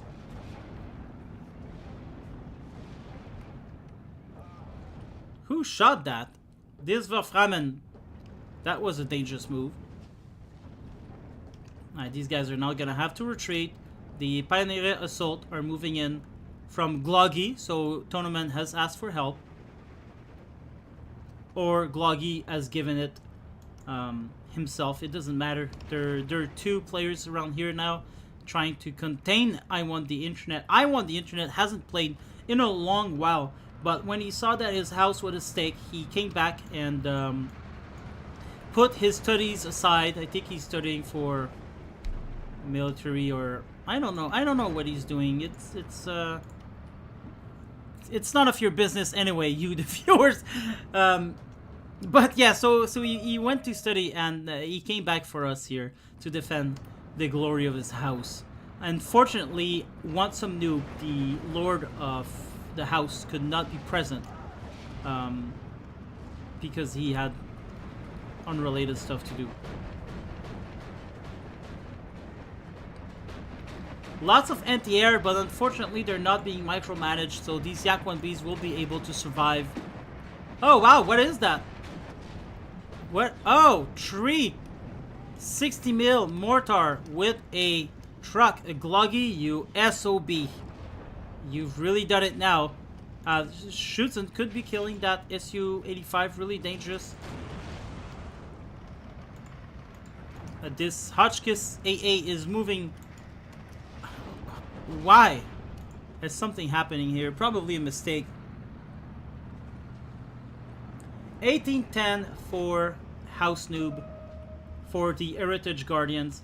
There's a lot of 150 mil now around here. Plus there's a Hummel, and he's not moving them, so they actually die. And this is sad to see. And this is from Homer. I'm surprised.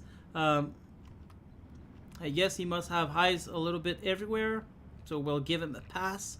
But Homer should be doing better than that. He should. I think he hasn't played in a while too, though. A lot of people just don't play in a while. And it's not that the game's getting old, because it's continuously getting new content. It's just that I think the game just favors cheesiness. And there's a lot of people out there changing their name and having health account, and that's just really annoying. It is to me anyway. And I was just oh my god, I was talking with one of my player Bori. He's trying to gain ranks, you know, and he's playing rank, and he was proud because he had, I think, oh, Tonoman was defeated. He didn't even surrender. He's been defeated. The AI will take its course. Yeah, so Bori was trying to get up in ranks, and he had 5 or 7 victories in a row in rank, and he was really proud of that because he's not a noob, but well, he's we'll call him a noob. And so he was really proud of winning and getting up in rank. He was, I think, rank 130th or whatever, you know. Nice. And he picks this player, a Fox member, and the Fox are openly saying that being cheesy is fine, and changing your name and all that. So whatever. I lost a lot of my opinion on them, but it doesn't matter. And he picks a guy that, it's definitely an alt account. Okay, there's like 28 battle to his name. They're all in rank, and it's 100% victory ratio. So obviously this account is not new, and we suspect it might be Farid because the name looks close, and he's been accused of cheating, things like that too. And these players, they will also, when I say these players, I say these types of players, they'll also go and modify their account on the console command.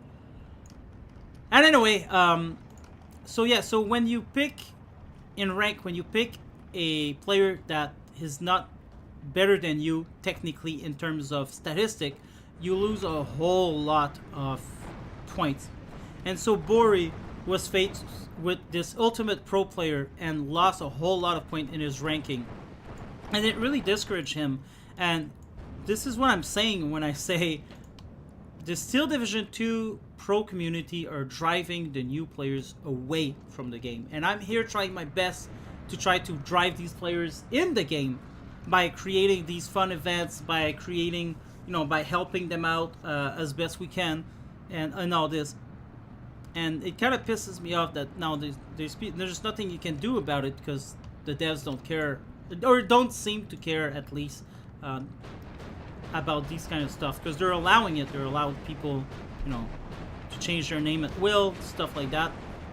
Well, Belwin gonna come down to the Rheinmetall. Nice JU 188 bombing run around here. And well, anyway, yeah, so let's... Oh, wow. So yeah, so we're complaining that Steel Division 2 is a niche game and that there isn't a lot of people playing.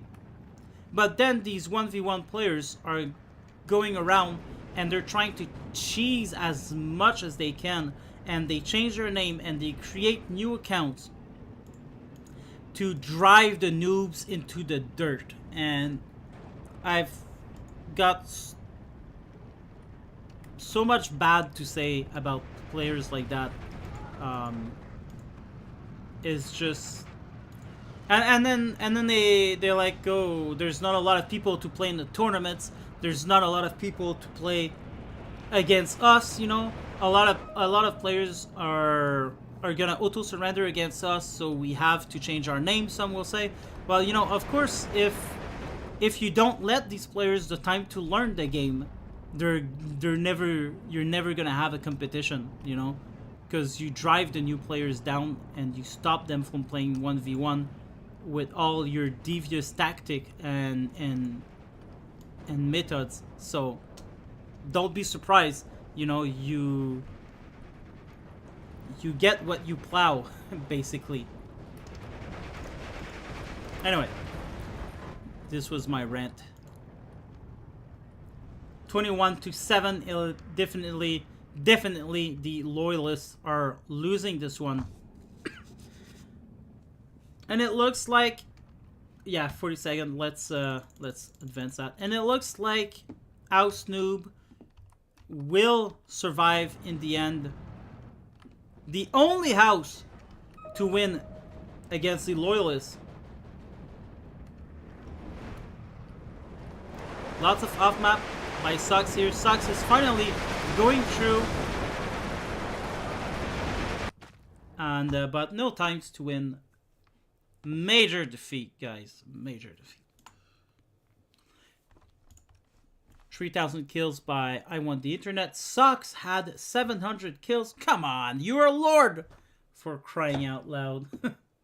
The most losses was by Gloggy. Dragon did very well, and I remember before the game started he was saying how bad he would do, and okay, Luc Pain, I joined a few days ago to your Discord server, but it seems I was removed, but play few game on LFG. Like I said, don't take it personally. We remove people based on inactivity or on if they don't follow the rules. So it's not personal. And if you wish to come back, you're welcome to come back. Just reminder, that you need to add your clan rank into your name, or else we will kick for that. And don't pick the traveler role because that's a trap. Okay, if someone picks a traveler role, we automatically kick him because before clicking on that, it says, "I do not wish to participate and I will not talk in the channel." So this is just like an obvious trap. If people click on that, then they automatically get kicked. So I'll write it in case you're not listening right now.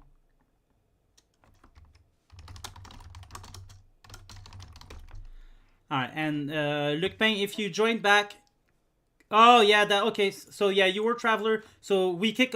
You get kicked automatically for that. So just join back.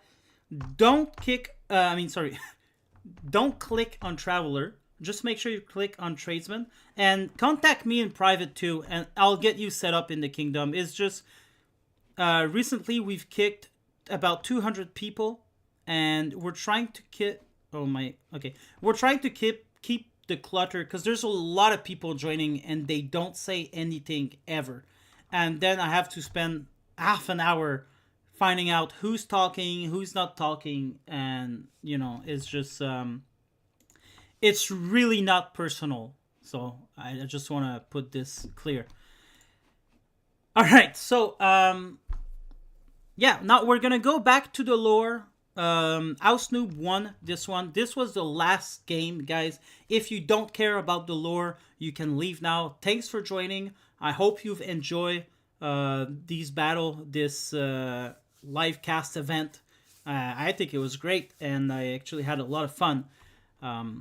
If you do care about the lore and you're not part of the clan, because if you're in the clan, you can just go take a look at it, then stay, and we're gonna go take a look at it right now.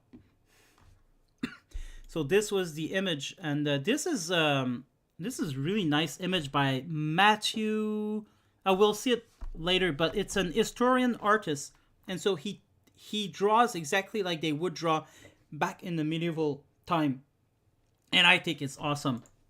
Anyway, guys, this is a long text, okay? So if you don't care about it, thanks for joining. But if you do care, keep on. The echoes of the Civil War had finally faded into the past, leaving Glogi's loyalists as the unyielding victors of a conflict that had tested the very soul of the kingdom. Their relentless advance had vanquished the Heritage Guardians, a group of brave souls who had fought valiantly against overwhelming odds. Despite their ultimate defeat, and now it's important to remember that even though House Noob won that last game and the duel was so Omer was allowed with his mercenary to participate in the next battle, and also the last battle was to save House Noob. So ultimately, though, they were defeated. So despite their ultimate defeat, some of these gallant individuals, battle-worn and resolute, sought refuge in the unforgiving wilderness. Their leaders, Lord Noob and Lord Marty, guided them through the treacherous path to sanctuary. So they fled into the wood, never to be seen again. In the wake of their hard-fought triumph, the Loyalists found themselves burdened by the weight of their actions. The resounding clash of swords and the cries of combat had given way to an uneasy silence. Rather than pursuing their fleeing foes, they held back, recognizing the indomitable spirit of the Heritage Guardians. Tales of their valor whispered around campfires and carried on the wind, reached even the ears of the king himself. He regarded these brave warriors with deep admiration, honoring their unwavering commitment to safeguarding the kingdom's ancient tradition. Now we have another image. It is Matthew Ryan, Historical Illustrators. I want these images in my house. I'm planning on buying them. I think you can. These are really, really cool because they're exactly like they would be back in the days, except except they're beautiful. They're not damaged by time, and the color is more vibrant. In the king's eyes, these guardians were not traitors, but rather his most steadfast subjects. They had perished in defense of his very creation. So I created the house system, so they fought to keep it. So a paradox that seared a profound ambivalence within him. He also saw Gloki's loyalists in a favorable light. understanding that their rebellion had stemmed from a desire to enhance the kingdom in his name. Just wait a sec. Yeah, so such internal conflicts left the king in a perpetual state of uncertainty. Before Gloggy's forces could obliterate House Noob entirely, the king intervened, decreeing an end to the destruction. So House Noob was to remain standing, and that's because they won the last game. A living memorial to the Heritage Guardian, a testament to their unwavering devotion. With Lord Gloggy's vision of a united kingdom now realized, the Grand Army emerged as a powerful force.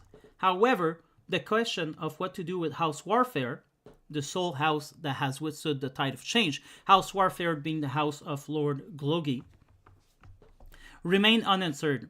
After extensive deliberation, a decision was reached. House Warfare would serve as the bastion of the Grand Army, a crucible where recruits from all corners of the kingdom would be forged into formidable soldiers. Then we got another sweet image from Matthew Ryan. As the weeks flowed by, an unshakable restlessness gnawed at the king's soul. Sleep eluded him as he grappled with the realization that Gloggy, once a loyal subject, had now ascended to a level of power that threatened not only the other lords, but the very fabric of the kingdom itself. While doubt lingered like a specter, the king found himself torn between trust and suspicion. In the stillness of the night, an idea crystallized within the king's mind. He summoned his most trusted agent, Beowulf, a shadowy figure who moves seamlessly between night and day.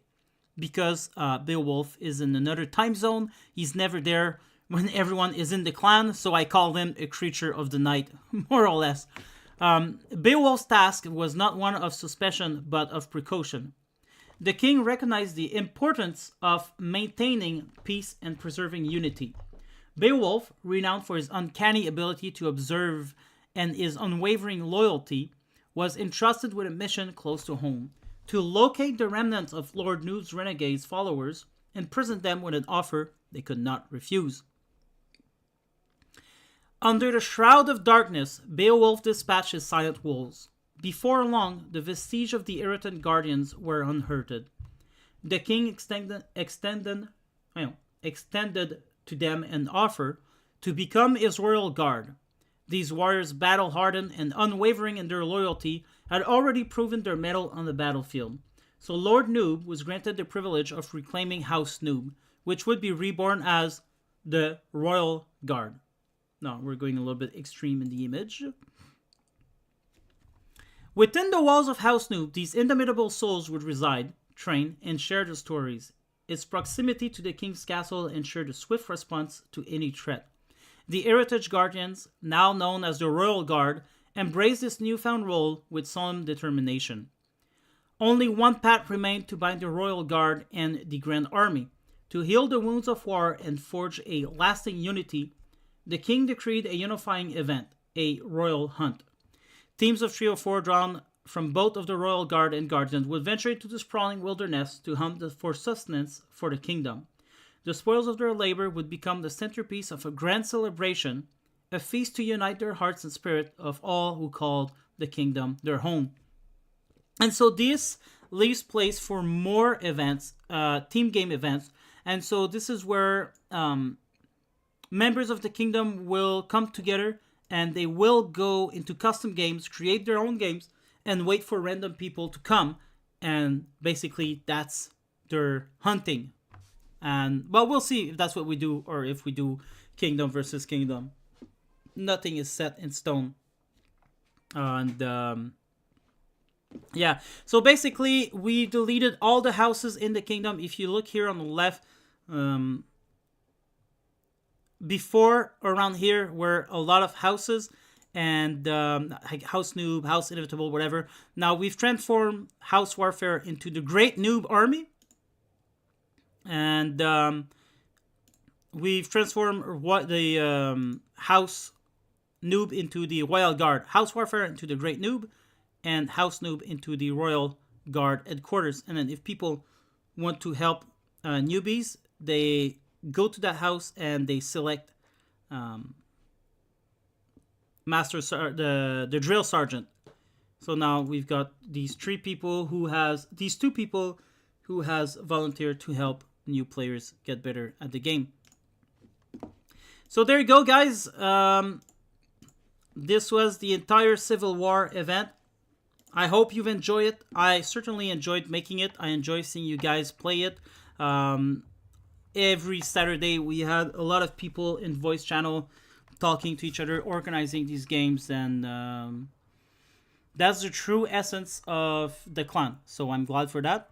And yeah, if you want to join these type of events, if you're planning on being active and participating with people, then you can also join the kingdom. Do so just ask in the comment below and we'll find a way. This is not a public Discord, so you need an invitation to come. You can also request on Reddit, how do I join the Kingdom of the Noobs? And then we'll send a Discord invitation there. Someone will point it out to me for sure.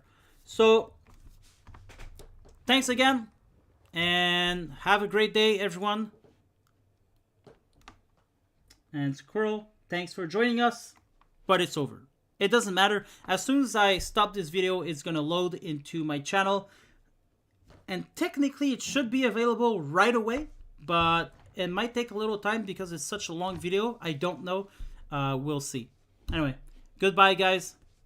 Have a great day.